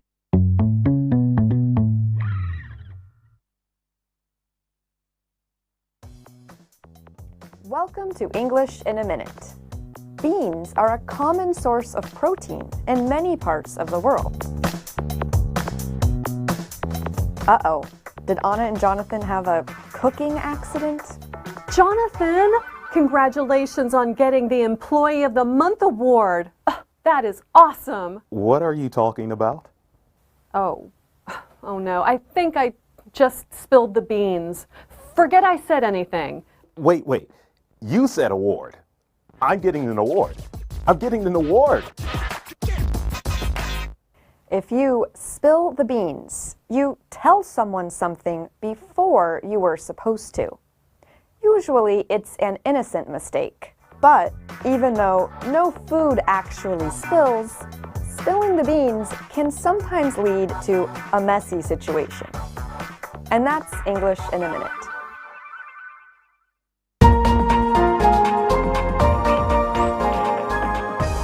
One-on-one with Michael Jordan Lukomwa. A weekly face-to-face conversation focusing on accountability, inspiration, information, and sensitization of the public from the various sources such as inspirational profiles. Having a disability is not inability. Professional guidance. There is no special antiretroviral therapy that is given specifically for discordant couples. And of course, politics. Don't you see anywhere that you would give a credit in the fight against COVID?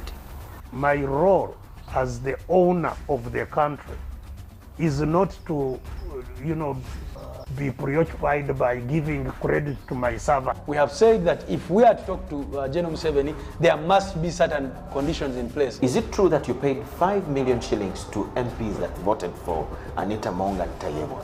That is laughable. Why would we pay when we have nominated them as SEC? Every party has been represented in Uganda's parliament for 10 years. We only by one MP, you yourself. And my daughter, Susan. Every Friday 9 p.m. it's One-on-One with Michael Jordan Lukomwa on UBC TV, inspiring Uganda.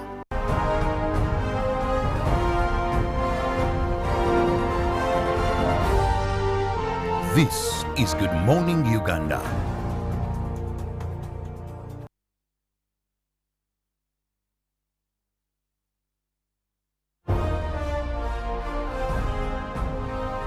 Live from Now Avenue in UBC Studios. This is Good Morning Uganda.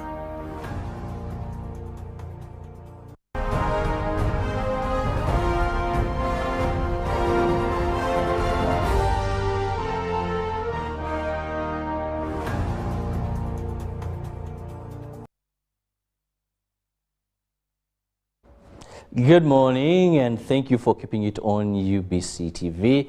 We are always glad knowing that you're following. Thank you for the feedback on our various social media platforms. Really appreciate you, and we don't take that for granted. Once again, I'm Kirabo Nyonyintono. It is a cool Thursday morning, and of course, this is when we know that our brothers and sisters in Soroti East constituency are now going to the polls to elect their member of parliament in a by-election. We want to wish you peaceful elections in that part of the country. Thank you for having calm, peaceful campaign period, and please we hope that is extended throughout. Well, today we are going to be discussing a very important, very interesting topic, and that is the parish development model that was launched on the 26th of February this very year by His Excellency in Kibuku district. Now, this is government's baby that government is looking at as the magic bullet.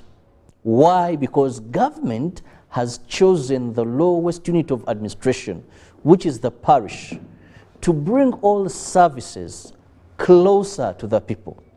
And it believes, or government believes, that the 39% of people who are in peasantry and out of the money economy, through the parish development model, these people will be brought in the money economy. But the parish development model has 7 pillars. And these are what government believes that if all well implemented, then the 39% of the people who are not in the money economy, those that are living on chenda chonka, you know, you grow in peasantry, you know, these will go to commercial agriculture, they'll do a number of things. Once they form those enterprises, then they will go to, of course, financial inclusion. But to my disappointment is that much as the parish development model has 7 pillars, only 1 pillar is what many Ugandans have rushed for. Yet even, this is my opinion, of course I have the technical people that will advise, yet even for me, even if you remove that pillar, financial inclusion, and that is pillar 3, even if you removed it, I still believe that you have mindset change and you have pillar 1, then you would get Ugandans there. That's why everywhere here is money, money. Yet government for a long time has at least done pillar 1, though not at parish-based level. I mean pillar 3, that is financial inclusion. People have gotten money right from the Intandikwa. So this morning, I'm joined by people who are well versed with the parish development model. I have Dr. Bahengana, who is a technical advisor on parish development model, Ministry of Local Government. Doctor, you're most welcome. Yeah, thank you. Thank you very much. And then on my extreme end, I have my lecturer when it comes to parish development model, a person who has been right from the inception of this, doing some bit of groundwork and all that paperwork, Dr. Constantine Bitwaiki, who happens to be the advisor that is on UBC and also an expert on parish development model. Doctor, I'm honored to have you this morning. Thank you very much, Mr. Moderator, and good morning, viewers. Well, before even we go any further, I want to hear it from Dr. Robert. When we talk about parish development model, in a layman's language, in simple terms, don't apply the technicalities. In simple terms, help Ugandans understand what are we referring to when we talk about the parish development model. Yeah, thank you very much, moderator Robert Kirabo. Yeah, when we talk about parish development model, in a layman's understanding, is the strategy that government has come up with, because there has been other strategies that the government has been working on, but this is a new strategy that government is popularizing to make sure that the 39%, as you have already talked about, are uplifted from the subsistence farming, from subsistence income or subsistence economy to money economy. And money economy in this context means that you work for income at household level. When you produce, then you can have income in your house. Dr. Constantine, also help us understand who qualifies to be a beneficiary of the parish development model. This week, the Uganda National Bureau of Statistics came out and said, let's first hold releasing funds or anything so that we get right data of who should benefit. Today, the strict talk, everywhere, politicians, it seems everybody is expecting this money. Right from people in offices, people in Chikubo, people, no, parish development model, money is coming. Help us understand who does this particular group target, because we've had youth livelihood, we've had Intandikwa, we've had wealth creation, we've had a number of them. But who are we targeting? Who is government targeting under this program? Thank you, Mr. Moderator, and again, good morning, viewers. This parish development model, yes, the statement that is for all Ugandans, but we have the group they are calling 39%. And these people are the people in this country that survive. They can plant something, they can do something maybe in this town, but only for the stomach, only for eating, only for consumption. They don't have another income that they can use to do other things, like maybe having some amount of money to pay full amount of school fees to the children, going to hospital when they are sick. So basically, these are people who are living in the subsistence economy, living meagerly just to survive, and they don't have any savings they make in their day-to-day lives. They only have something they can survive on, but at times also having something to survive on is still a problem. So those are the people this program is focusing on, the 39%. Well explained. Now let's move into Pillar 1. Parish development model has gotten 7 pillars. And maybe just to give you a brief, Pillar 1, that is a production, storage, processing and marketing. That government must first handle this. Pillar 2 is infrastructure and economic services, where we hear that now all government entities, either roads or planning, will be at parish level. Pillar 3 is financial inclusion. Unfortunately, Pillar 3 seems to have caught many people's attention, maybe because there is money, but I want to say for over a time, government has been doing Pillar 3. The only difference now could be at parish level. Then we move to Pillar 4, social services. Pillar 5, mindset change, which I also find very important, very relevant. Then Pillar 6 is parish-based management information system. And finally, governance and administration. Now, Dr. Robert, let's begin to understand, to dissect what is contained in Pillar 1. Yeah, thank you, moderator and the viewers. So to understand Pillar 1, we first have to look at the context. What is the context of parish development model? Parish development model is based on a parish. And parish, in our context of Pillar 1 and generally the parish development model, we segment it in terms of production. For instance, we have a commercializing segment. We have 3 segments. We have commercializing segment, and this segment is one that is already in the money economy at parish level, if we may use that as our context. Then that one is already enjoying the financial services and etc. So then we also have the diversifying segment. So the diversifying segment is already at a higher end already. Those ones are already there. But we also look at the subsistence segment. This one is the one that we are targeting as government, as parish development model, because for them, they have no savings, and when you don't have savings, you cannot invest. When you don't invest, then you cannot do what? You cannot become rich. So that is the context in which we are looking at parish development model. So they are vulnerable, and they cannot access financial services.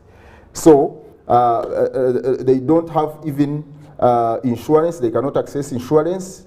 This makes them vulnerable to shocks and other things. So they remain poor for that matter. Because they are in subsistence, whatever they produce, they eat it, they consume it. They don't have reserve to get income so that they can increase on their production and other things like that.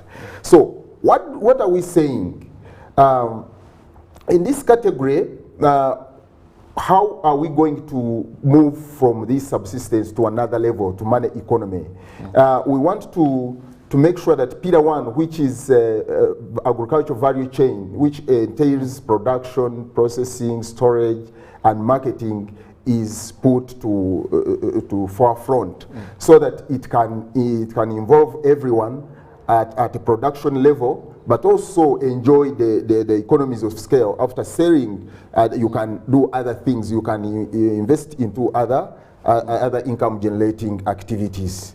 So doing that means that we have to partner with the non-state actors. Those are the private sector. Private sector is very important because now they help government to reach out. The development partners, we have the NGOs, and they have been doing great work with farmers at the constituency level, at the parish level, at the district level. We still need them to partner with them so that we can make sure we build the capacity of our local farmers in order to get into the money economy. And of course, we cannot do only that, we also have to look at the technology. So in most cases, farmers have really suffered a lot of issues when it comes to production because of lack of knowledge to apply technology. And even access to technology has also been a problem. So we are going to look at technology as well, and also look at comprehensive approach to financing, of course now emanating from non-state actors, as I have talked about. We are going to engage the financial intermediaries, financial institutions to come down, to cascade down, so that they interact with the locals and see how best they can move forward. But also, as we do that, we have the Parish Development Circle, which is now going to specifically look at the 39, those that are still stuck in the subsistence farming. And we are going to organize them into enterprise groups so that we can build their capacity, we can help them understand the financial dynamics and draw their work plans and business plans. Then we can now help them to access this financial services. Well, this is where I want to bring in Dr. Constantine. You see, I've always said that our government is very good at paperwork, right? When you read through the parish development model, I want to thank my bosses, Uganda Broadcasting Corporation, because they took time to give us training to understand this very well. But when you look through all the 7 pillars, I've read each pillar, I've read so much about parish development model. But Dr. Constantine, at what stage of implementation are we from the 26th of February, when the president launched it in Kibuku? What stage of implementation are we at? When Dr. Robert talks about now he's already going to, they are going to form entities, we are going to help them get monies, we are going to, you know, today there's a dry spell all over Uganda. You know, Karamoja, they are suffering. Go to Rengo, one of the food baskets, it's dry. Go to any part. Rains have taken long, drought and all that.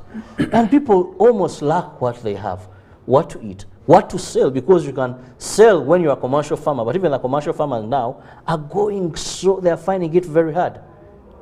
Seasons were messed up, crops are drying. So when we talk about increased production, and I love that, so that with increased production, we have value addition. Then we can have the marketing or the processing element of that.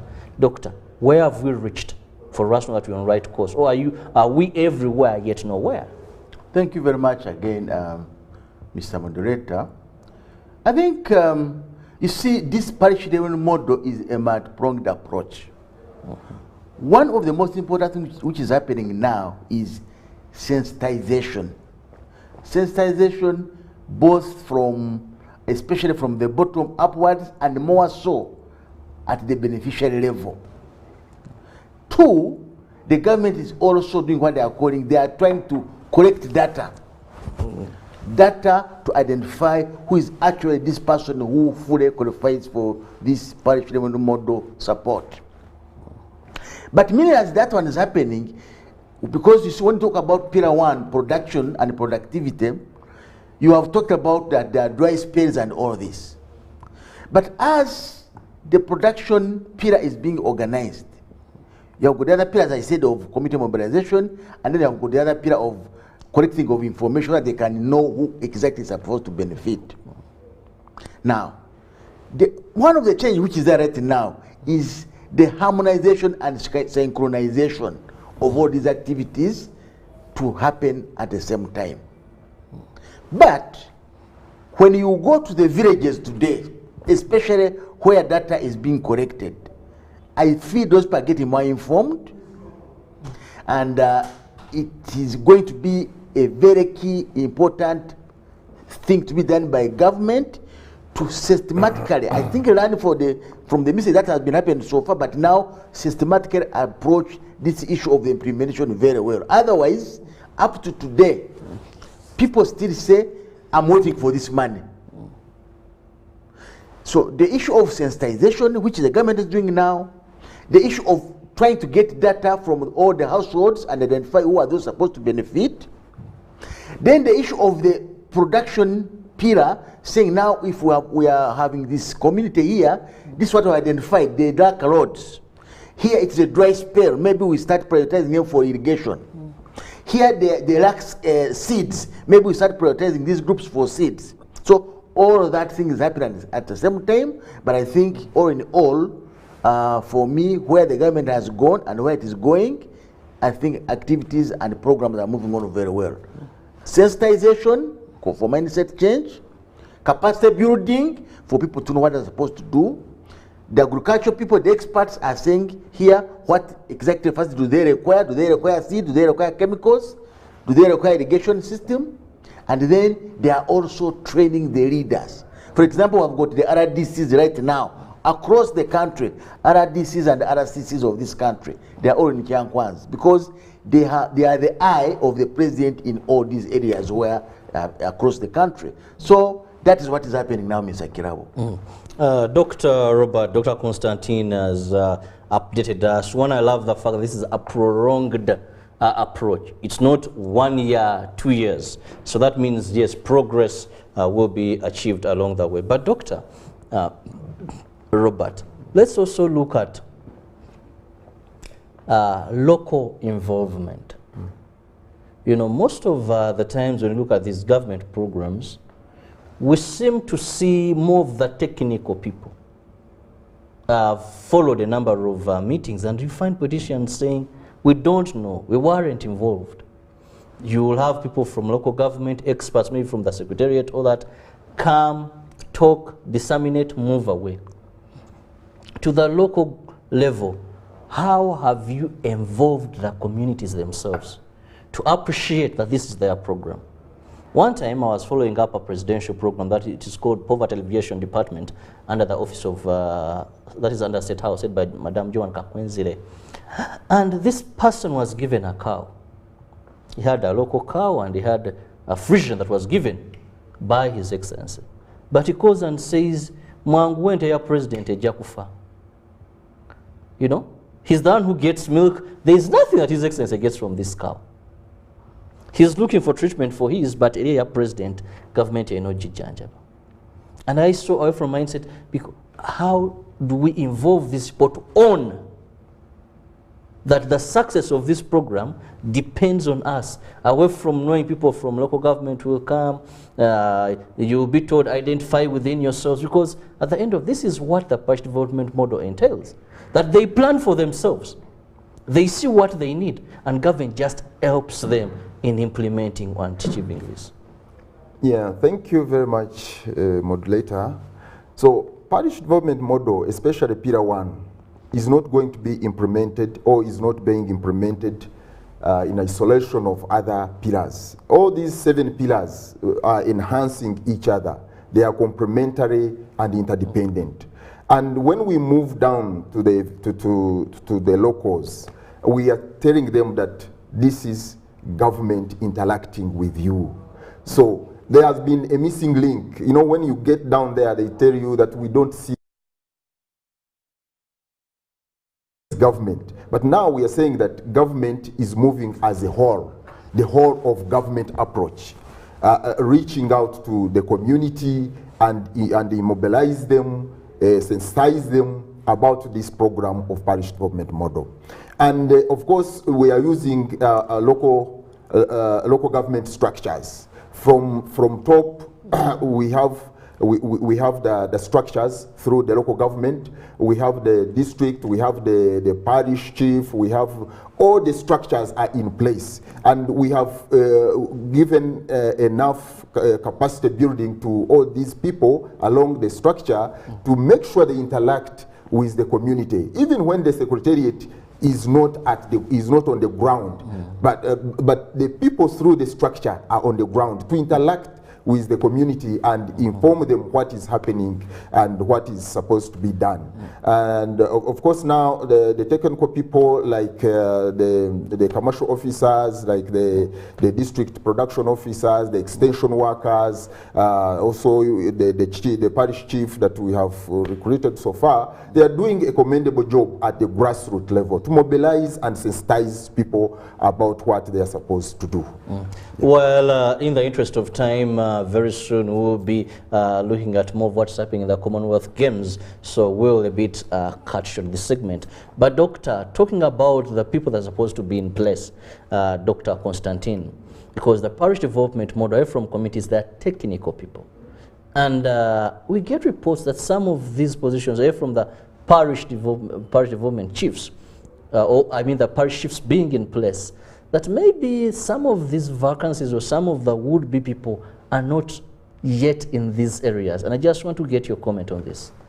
Well, the other day when we had somebody, I think I was speaking with somebody from the Ministry of Local Government, they said they had recruited everybody, literally more than 98%. But then you never know. I mean, if you have people fall sick, people get some other challenges. Somebody might get that job of a parish chief when he or she reaches there and they realize that the challenges are enormous and they may not be able to cope. Those are some of the issues out there. But I think the issue of the technical availability of staff is definitely the key, but to the best of my knowledge, the last time I was told there were more than 99% people available, especially the parish chiefs. But mind you, this technical facilitation is not only by the parish chief. The parish chief is directly coming in to handle that particular parish. But we have got other players. We have got what they call a community development officer by the Ministry of Gender, Labour and Social Development. We have got agriculture extension officers by the Ministry of Agriculture and Forestry, who are basically now facilitating the production pillar. We have got the operational waste creation team. They are also on the ground, basically trying to oversee and supplement the efforts of other government entities. You have even got NGOs who have also run into to say, make sure that because today when we talk about parish model, everybody must be seen and must put in their interest so that this program can work. So there are very many actors there, but the parish chiefs, to the best of my knowledge, they were there, and as I say, you never know at times somebody can fall sick and then is not on the ground. But to the best of the knowledge, I think they are appointed almost everybody. Well, thank you for that clarification. Time is not so much on my side. Like I communicated earlier, we'll be moving to the Commonwealth Games and we expect John Barnes Sentamu, who will be giving us, of course, what is happening there. So let me use this opportunity, Doctor. Let me have your final remarks regarding Pillar 1 of the parish development model. Yeah, thank you very much. So Pillar 1 is already on ground. It is doing its work in collaboration with other pillars. Of course, it cannot move alone. We are on ground and trying to mobilize the community, trying to engage the community so that they can understand, especially the value chain. You see, up to now, the key stakeholder in the value chain are the farmers themselves. So once they understand how value chain operates and how it is going to help them reach the level at which we are talking about now, the money economy, it will make them better. It will make them good to move forward. So Pillar 1 is already on ground and it is doing its part. Well, Dr. Constantine, let me also have your parting shot on I think my last word is I think a lot needs to be done regarding sensitization. Because people need to know what they're supposed to do and at each of the levels. 2, the issue of getting correctly who is supposed to be the beneficiary, meaning that the collection of information and a request that when you are approached, asking you what you are and how your status is, please provide. Dr. Constantine Bitwaiki, thank you so much for your time, and Dr. Robert Behangana, thank you so much for your time, and of course our viewers, let's support this program. There's so much negativity, but let's look at the positivity, because these are relatives, these are our friends, this is us that government wants to transform through this program that it feels will be able to remove the 39 who are not in the money economy to the money economy. Support, give right information. Let's be positive. Let's have a bit of positive energy than negative energy. Rather participate and benefit than failing to participate. Have a lovely day. God bless you. Sports next.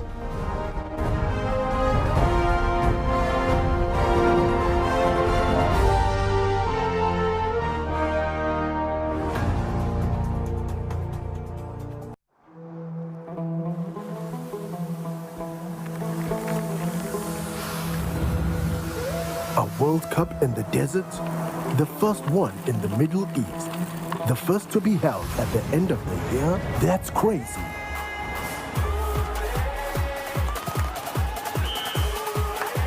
Get ready for spectacular moves, high-flying saves, unbelievable goals.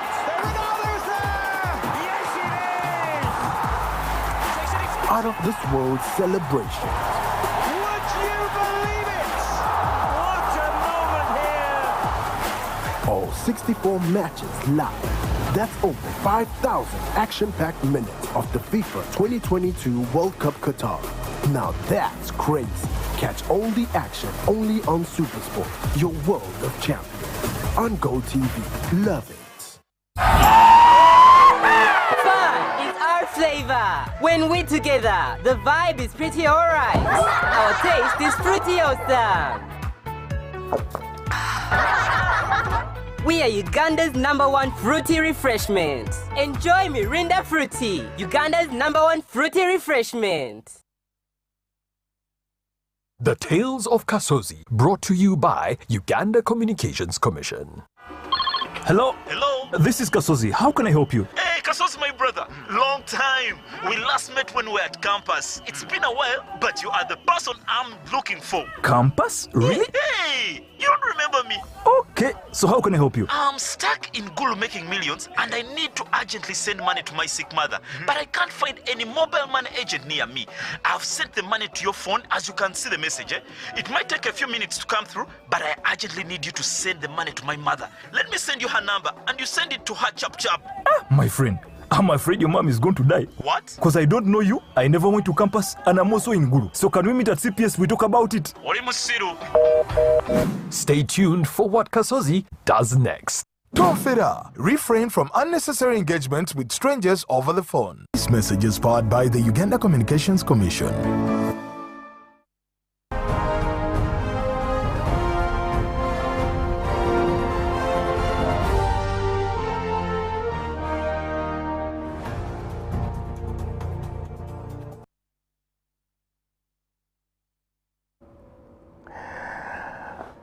My name is Ruben P. Machibirango, and I'm so blessed and glad to be here this morning. I know many would ask why the checked shirt today. People like Nasa because have been asking me.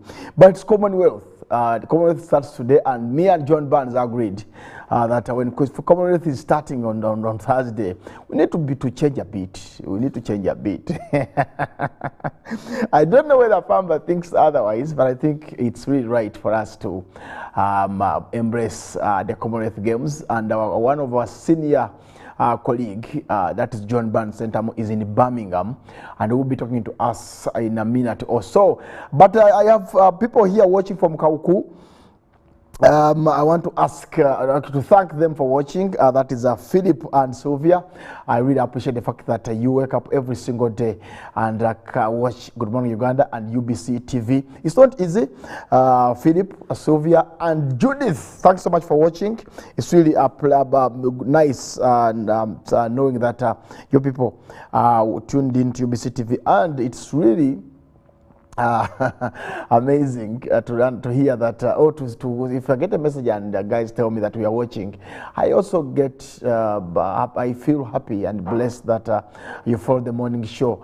So thank you so much, Man and Sylvia, and of course Judith, for watching. Anyway, let's cross over to Birmingham and talk to our very own John Barnes Centamo. We want to know the feel of Birmingham. We want to know how ready we are, and of course what to expect from Team Uganda. Let's go to John Barnes and first share a minute or two. John Barnes, good morning.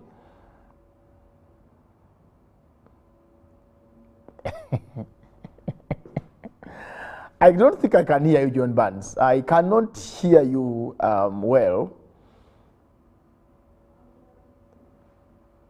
Okay, I can't hear John Barnes. I cannot get John Barnes. John Barnes?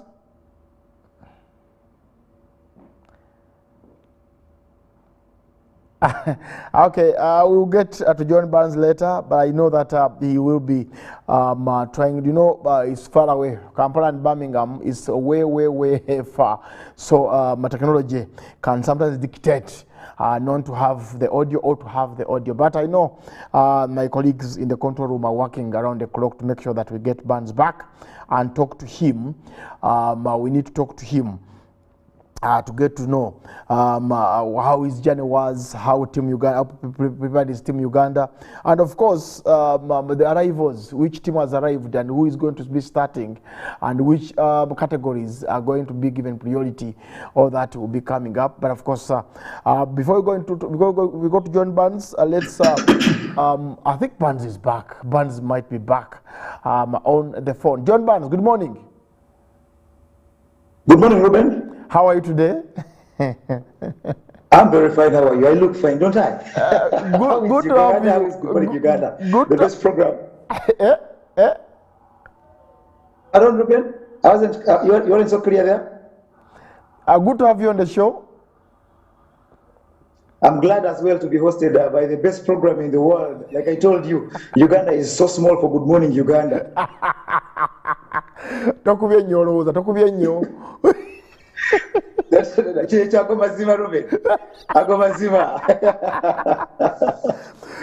John Barnes, the last time I heard you was last Friday, and the journey was last Sunday. Yeah. How was your journey? Yes. Yeah, the journey was very smooth. Of course, from Uganda, we went to Amsterdam. Then from Amsterdam, we came to Birmingham, which took us approximately 10 hours. Okay. And we arrived safe. The group with which I arrived, all was safe. We went through the COVID protocols. The COVID protocols in this country are a little tougher than the ones in Uganda, but good is all of us that came through, went through, and we were sent to the game villages. The difference from all other games at this Birmingham 2022 is that the games villages are not in one. The games village is not in one place. It's 3 or 4 areas that were demarcated for it. So we came to our games village and we settled in and waited for our other colleagues that came through. Mine was the 3rd batch that came through. The first batch was the powerlifter, Dennis Mbazira, because he had to go through some kind of training before their competition comes underway. Then there was the second group that had several teams of Uganda, led by the rugby cranes. There was the squash team, there was the table tennis girls, there was badminton. Then the final group arrived in Birmingham on Monday. Not the final group, the next group. Now, what is going to happen is there was a team supposed to come today, arrive today, but the flight was cancelled. Okay. This one has athletics guys, including yours truly, Jacob Kiplimo. But their flight was cancelled from yesterday to today at 11 p.m. Ugandan time. Then they will arrive here tomorrow. They'll be on time because athletics, the first event in athletics, will be the marathon over the weekend. Okay. John Barnes. Yes, sir. Kindly take us through a detailed, give us detailed information about Team Uganda. Yep, we have 75 athletes in that are meant. When the athletics team arrives, there will be 75 athletes in this country. There were meant to be 77, but 2 of the weightlifters were left back home because of several issues. Yeah. Then we have got 11 disciplines represented here. We've got athletics, boxing, badminton, cycling, squash, weightlifting, wrestling, netball, I talked about swimming. Yes, the 11 disciplines from which we sent athletes down here. Of course, historically, our biggest medal hopefuls are the athletics team and the boxing team. And this I say, not part anyone who is elsewhere, but these are the lads that have lifted 3 medals that we've won as Uganda from these games, 16 of which are gold and shared evenly amongst the 2 athletics and boxing. So those are the ones that we look forward to. And by the way, Ruben, I will tell you that the draw for the boxers was held last evening, and these guys know who they are going to fight. Many of them have a big chance of progressing to the next rounds because there is a couple of buys that take, for example, Yusuf Nkobeza, a Ugandan, into the round of 8, which is the quarterfinal. He will play over 2 lads, 1 English, 1 Welsh. Who wins that will play Yusuf Nkobeza in the quarterfinals. Just 1 bout away, he will be into the middle bracket. Then Isaac Zebra Senyange is going to play a lad called Kapekera from Lesotho. Yes, Lesotho may be a great boxing nation, but when you look at this young lad, Isaac Zebra Senyange, light middleweight, 71 kilograms, he's simply hyped up. Covered enough training sessions of theirs, and even the energy it brings around the camp. And great to know that all these guys have kept within their weights, because when you travel to the Commonwealth Games and camp for such aspect of sport, there's loads of things, loads of food to eat. Ruben, there's food served 24/7. There's what they call the grab and go. So you pick, grab and go, pick, grab and go, and those are it. So these guys keeping within weight is one positive already ahead of that scheduled fights. Then Owen Kibira will fight some guy called Ali from Bangladesh, and that will be at the round of 8. So just 1 bout, and a lad is into the next round, which puts him basically in the middle bracket. Captain Fantastic, Joshua Tukamuhewa, is into the round of 16, so he will need 2 bouts to go into the middle bracket. He's fighting a lad called Hale from Northern Ireland. Then Chobe Jonah is the other Ugandan into the round of 16 as per the draw that I'm looking at besides me. He's fighting a guy from Botswana called Molwantwa. It's easy for us to know guys like Molwantwa, this guy from Lesotho, because you can call your fellow African nations, and they will tell you this guy fights from the North Pole, fights from the South Pole, is this kind of stuff. And it's easy for you to take notes on such guys. Then we've got a girl who is making her debut. She's the first Ugandan to ever fight at the Commonwealth Games. She's called Teddy Nakimuri. Teddy Nakimuri is into the quarterfinals already, 1 bout away from getting that going into the middle bracket. She's fighting a lady called Joe Hagigat. And you think that they are in good state to get Uganda through to where we actually want it to be. Then, of course, Ruben? Yes? I can hear you, Barnes. Okay, you're still there. Okay, great. Then we have, of course, the athletics team. There's been, I don't know whether you need to ask me about it. There's been a lot of talk about Joshua Cheptegei. No, actually, what I want to ask you is who has arrived and who is yet to arrive. That's where I want us to go. All the teams. Okay. All the teams. Great. Yeah. Okay. Now, all other teams have arrived, Ruben. All other teams have arrived. The swimmers have arrived. The badminton team has arrived. The boxing, the cycling, the netball, the parasport lads, the rugby sevens, the squash, the table tennis, and weightlifting, wrestling, all those have arrived. What has not yet arrived fully is 16 athletics members. What usually happens for the guys that do the runners, they usually want to come into competition countries closer to the days they're supposed to be running. Yes. Now, I've told you that a group of 15 of the 16 athletes that are yet to arrive in this country were meant to be here today in the next 2-3 hours. But there was a flight delay in Entebbe, and they can't be here. Now, those will join later. Though that group includes the likes of Stella Chesang, the likes of Tom Gradriga, the likes of Victor Kiplangat, Jacob Kiplimo, the likes of Toroitich Lynette Chebet, and Rachel Chebet Zena. And there is a group that is meant to connect from America at the World Championships, and this has Nyonyintono, Tassis Orogot, and Halima Nakai. They support their en route coming down to, after solving their visa issues, the en route coming down to the UK. Then Joshua Cheptegei is meant to arrive in this country on the 2nd day of August, because he competes on Saturday and he's going to do only one thing. That will be the 5,000 meters. Okay. John Barnes, I'm really glad that that information is really vital for Ugandans to know. But how is the general organization of all of the games? I mean, sometimes at times we get issues with organizers. So I want you to take us through. I know UK is the first world country, but you can't guarantee a smooth landing in terms of the games organizations. So take us through how is the organization of the games? First of all, I will start with the hospitality of these guys down here, Ruben. It's simply amazing. These areas are vast, spacious, really. And at times, coming from this location where I am, to go just 30 meters from where I am can be a little tricky because you've got to go through maybe longer journeys to go where I'm meant to go. You may see where you're meant to go, but you've got to go through a lot of circles in and out. These guys, the volunteers that these guys chose are simply amazing. They will never let you get lost. They will direct you. If they look in your eyes, if they tell you that you're going to the other spot, do this, do that. The moment the guy looks in your eyes and realizes that your body language is a little suspect, they will walk you there, even if that distance is 2 kilometers away, because within the setting, there's a place you need to go to, and it's just 1 kilometer away. So this guy has got to walk you there and walk you back. And most of these volunteers are not as young as Ruben you are, or the Stephen Kamugas, or the farmers of this world, or the Fakuls of this world. Barnes? I am not young. Hey, where were you?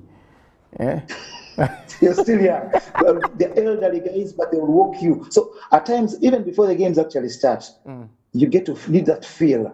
Before you think about the organization in terms of structures, the facilities, you need to feel at home. These guys have made us feel at home, and it's a joy that we are in the United Kingdom, which is the home of the Commonwealth, of course. Yeah. Then the facilities, Ruben, are set up well. There are locations for each one. First to train, and what they did in terms of the games villages. I told you there is no single games village. It's 3 or 4 areas that are designated for games villages. There's one they call the NEC, where I am now. There's Warwick University, where the rugby team, the wrestlers, and the cycling team are. Then there's what they call University of Cambridge, where we've got all the other disciplines. Here at the NEC, we've got netball, we've got badminton, we've got table tennis, we've got the weightlifters, we've got who else? That one skips. Then at the University of Birmingham, I can tell you there's swimming down there, there's squash. So whichever discipline was put at the games village near where they're going to compete. Yeah, at University of Birmingham, there will be athletics as well, because athletics will be at the Alexander Stadium, which is host for the opening ceremony later today. It will be 9:15 Ugandan time when we go for the opening ceremony at the Alexander Stadium. It will end by midnight 30. So that is exactly what these guys have done. But being a press, I have access to all games villages and all training areas, and also the competition venues. Ruben, I can only say it's what does this saying mean? It's everything is. That is NRM. This is NRM. NRM stick as well. So in Birmingham, you are thumbing up in Birmingham, eh? So you're extending the yellow color to Birmingham, right? It's stick. No, sorry, Ruben, yeah. Truth of the matter is the government, which is the NRM, designated 7.1 billion Uganda shillings for these games. Okay, that's there is no way we can complete statements about them minus mentioning the government of the NRM. There is no way. So there are people who are saying that they don't support sports, government doesn't support sports. So how do you define them? No, I think we first of all, I don't want to talk politics that much, Ruben, but politics blinds us at times. This government tries a lot to ensure that we go to the levels that we're meant to go to. Okay. But at times, maybe, the government will send me to the games, for example. If I decide to come here and do otherwise, it will be me that is tarnishing the name of the government. And there are many people in the structure that should enable us get sport supported to the right ways. Maybe some of them are those that say that government doesn't support and they sabotage the projects. But I'll tell you, government of Uganda is trying to do as much as it possibly can. If someone goes down and invests time and research, they'll realize government of Uganda is trying as much as possible to do whatever they can for sport in Uganda to get to the levels. The outgoing Minister of State for Sport, Samson Oboa, is in the UK. He was in a meeting, the Commonwealth Ministers meeting, and what he told me, he told them that we need, as countries like Uganda to invest much more in sport, because it's only one that can surely take our youth out of whatever is negative to the positive end. Okay. John Barnes. Yes, sir. On a lighter note, before I go to my other question, I know that when you arrived on Sunday, you had to rest after 10 hours on the flight, on the plane. But after Tuesday or Monday evening, you had a chance to move around and look at the wags. So have you got yourself company, or you're sleeping somewhere alone in the room? Yeah, but usually there's before we travel to the UK for the Commonwealth Games, everyone, including National Council of Sports, Dr. Banapatu Kogwel, the Uganda Olympic Committee, Dr. Donald Rukari, briefed us about do's and don'ts. Ruben, this is a country where you don't just tamper with anything. You've got to maintain focus. I'm maintaining my focus. I go out to the field, I work. I come back to my hotel room, get to my computer, and try to send pictures. So your eyes are closed. Your eyes are closed, Barnes. Yes, I can talk. They are closed. They are totally closed. There's no way. No, it's about being disciplined, really. You've got to come back and carry the Ugandan flag. Yes, the Ugandan flag can't be carried by only the athletes. Even us, the officials, have got to carry that Ugandan flag. You've got to be as disciplined as you possibly can, and that is one area that really we have to highlight. Okay. How is the team adjusting to weather and different time zones? It's actually key. When you look at the weather of the UK and weather of Uganda or other countries, it's totally different. Then the time zones. How are teams adjusting to both? I think, not only the teams, but also me. At times I'm here, but I've got to send a footage to Uganda. Then I'm looking at my clock here. It's reading. For example, now it's still 6 o'clock, 6 a.m. But of course, the sky is already out. That is a very, very big spot of bother, Ruben. But the athletes are struggling, by the way, to adjust to this time, because by 10 p.m. in the night, it's still lighting. So we struggle to make adjustments. And Ugandans by manner, we learn to sleep only when it's dark outside. So we are getting affected, but the lads are adjusting a little. And maybe in the future, by the way, I think these lads have got to come down many, many more days before the actual competition time, because the few days they got here now may take them time to adjust into the time of the UK. You're meant to be sleeping, and it's meant to be dark according to your watch, but it's still clear in the skies. That is very, very, very difficult to adjust your body chemistry to fit into the systems. But they have been told to sleep as early as they possibly can. That most of the phones we have adjust time immediately, cross into another border, they change into the time of that country. Most of our clocks changed, and that is good. So when you go for dinner at around 6 p.m. local time here, it's 8 in Uganda. So immediately after dinner, lads are told to go and sleep, despite the fact that it's still clear broad daylight. So the team managers of various teams are talking to these lads and telling them to go and sleep early, and that is really helping us. The UK weather is very tricky. It's a bit coldish, but a couple of teams have their jumpers on them, and they're striving. And because we are lucky to come from Uganda, especially in the summer, maybe the winter can be a little dangerous for us, but this summer in the UK can't be as dangerous as we actually thought before we came. It's I've not put on a jumper since I came, and I'm moving out, walking long distances. It's only in the night where once in my life I'm showering hot water. Okay, but I understand there are guys who might be homesick. Who are missing their homes, who are really not feeling fine in Birmingham. How are they dealing with the issue of being homesick? Yeah, it's a tricky one. It's a very, very tricky one. And not only them. And that's why, Ruben, I think now we've got to respect the various professionals, sports professionals that leave their countries and come down to countries like the UK. I've just been here 4 days. I miss my son. I miss you guys. I miss that environment around UBC, moving up and down, chatting around, bonding with people. I miss it. Yeah, of course, I miss my lover. Hey. I do, Ruben. I do. You get a substitute somewhere to do the duties of someone. No, I don't do that. So that homesickness is well within them, but I think when the action starts today after the opening ceremony, when the action starts effective tomorrow, they will let go of that. They will enjoy themselves. After all, for them there is homesickness and pressure to perform. Okay. Each one of them is under pressure to perform. That compounds the homesickness at times. But when the action gets underway, when they test the action, they will be good to go. I went to the rugby camp yesterday. They are at the University of Warwick, and the guys are simply energetic. They play Kenya on Saturday, and they told me that Kenya must fall. Their dream is to go through the group stages of the Commonwealth Games, where they are appearing for the 5th consecutive time. The netball team yesterday had a friendly against Jamaica.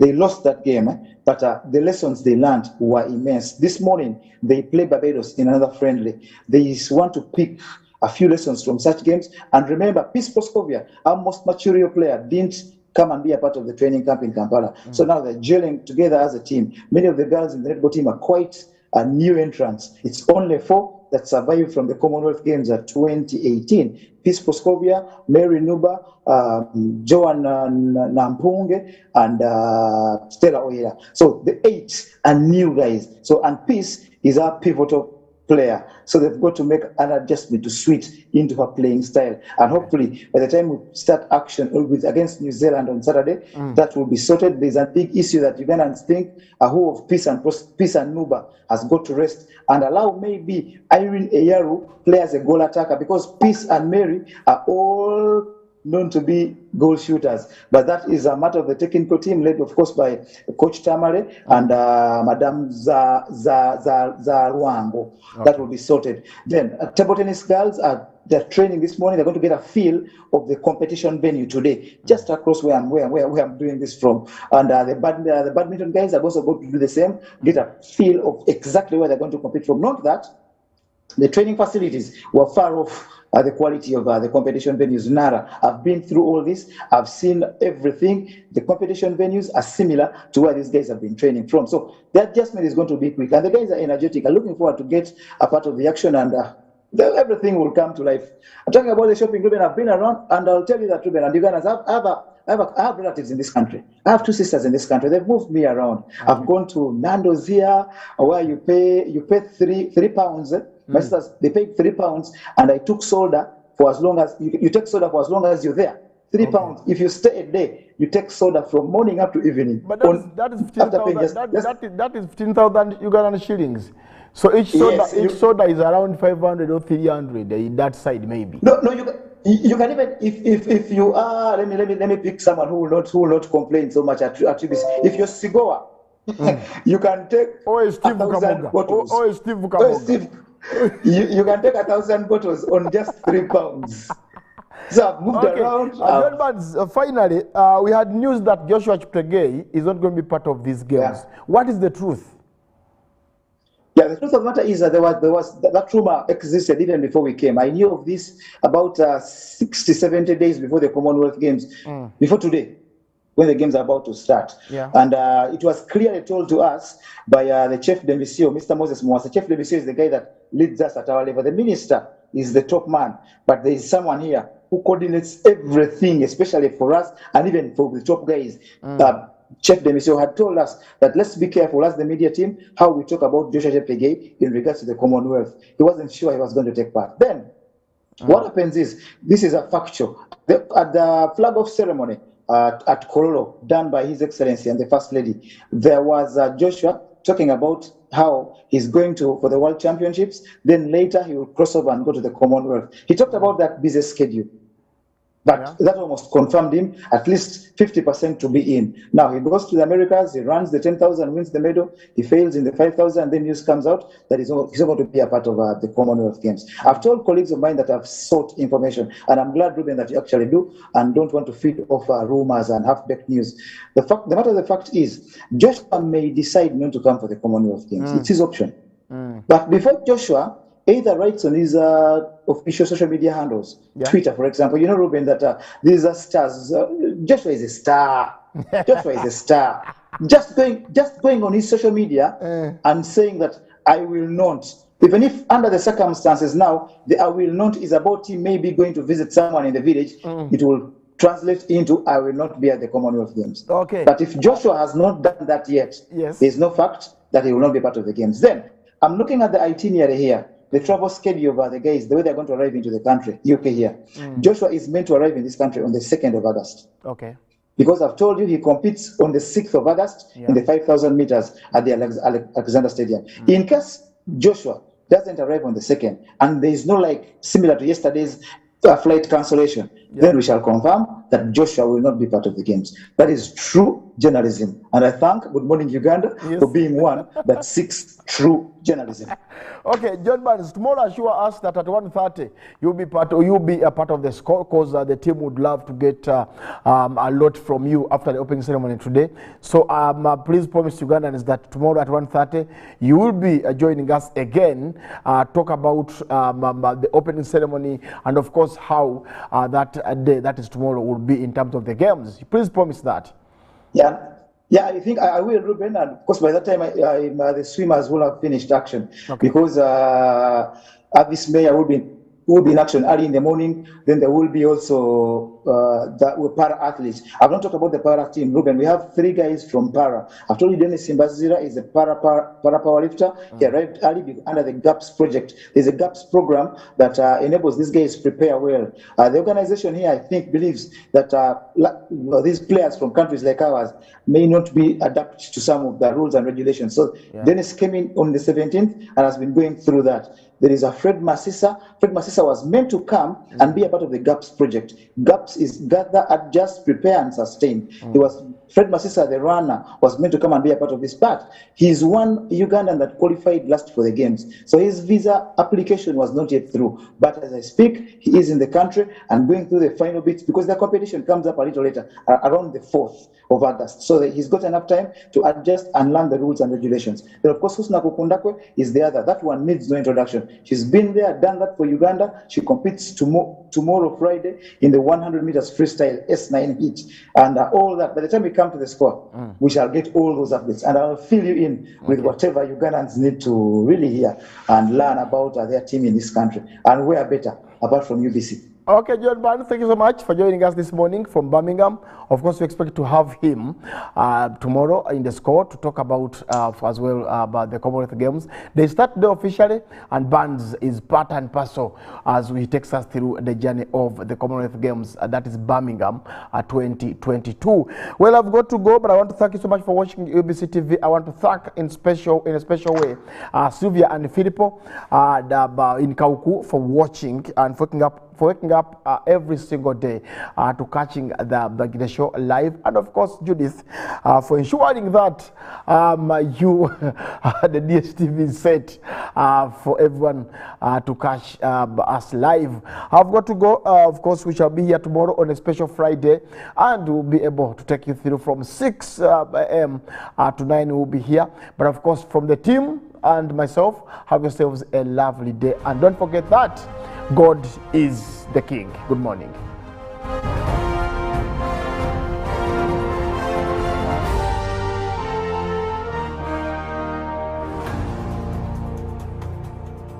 The Tales of Kasozi, brought to you by Uganda Communications Commission. Hello? Hello? This is Kasozi. How can I help you? Hey, Kasozi, my brother. Long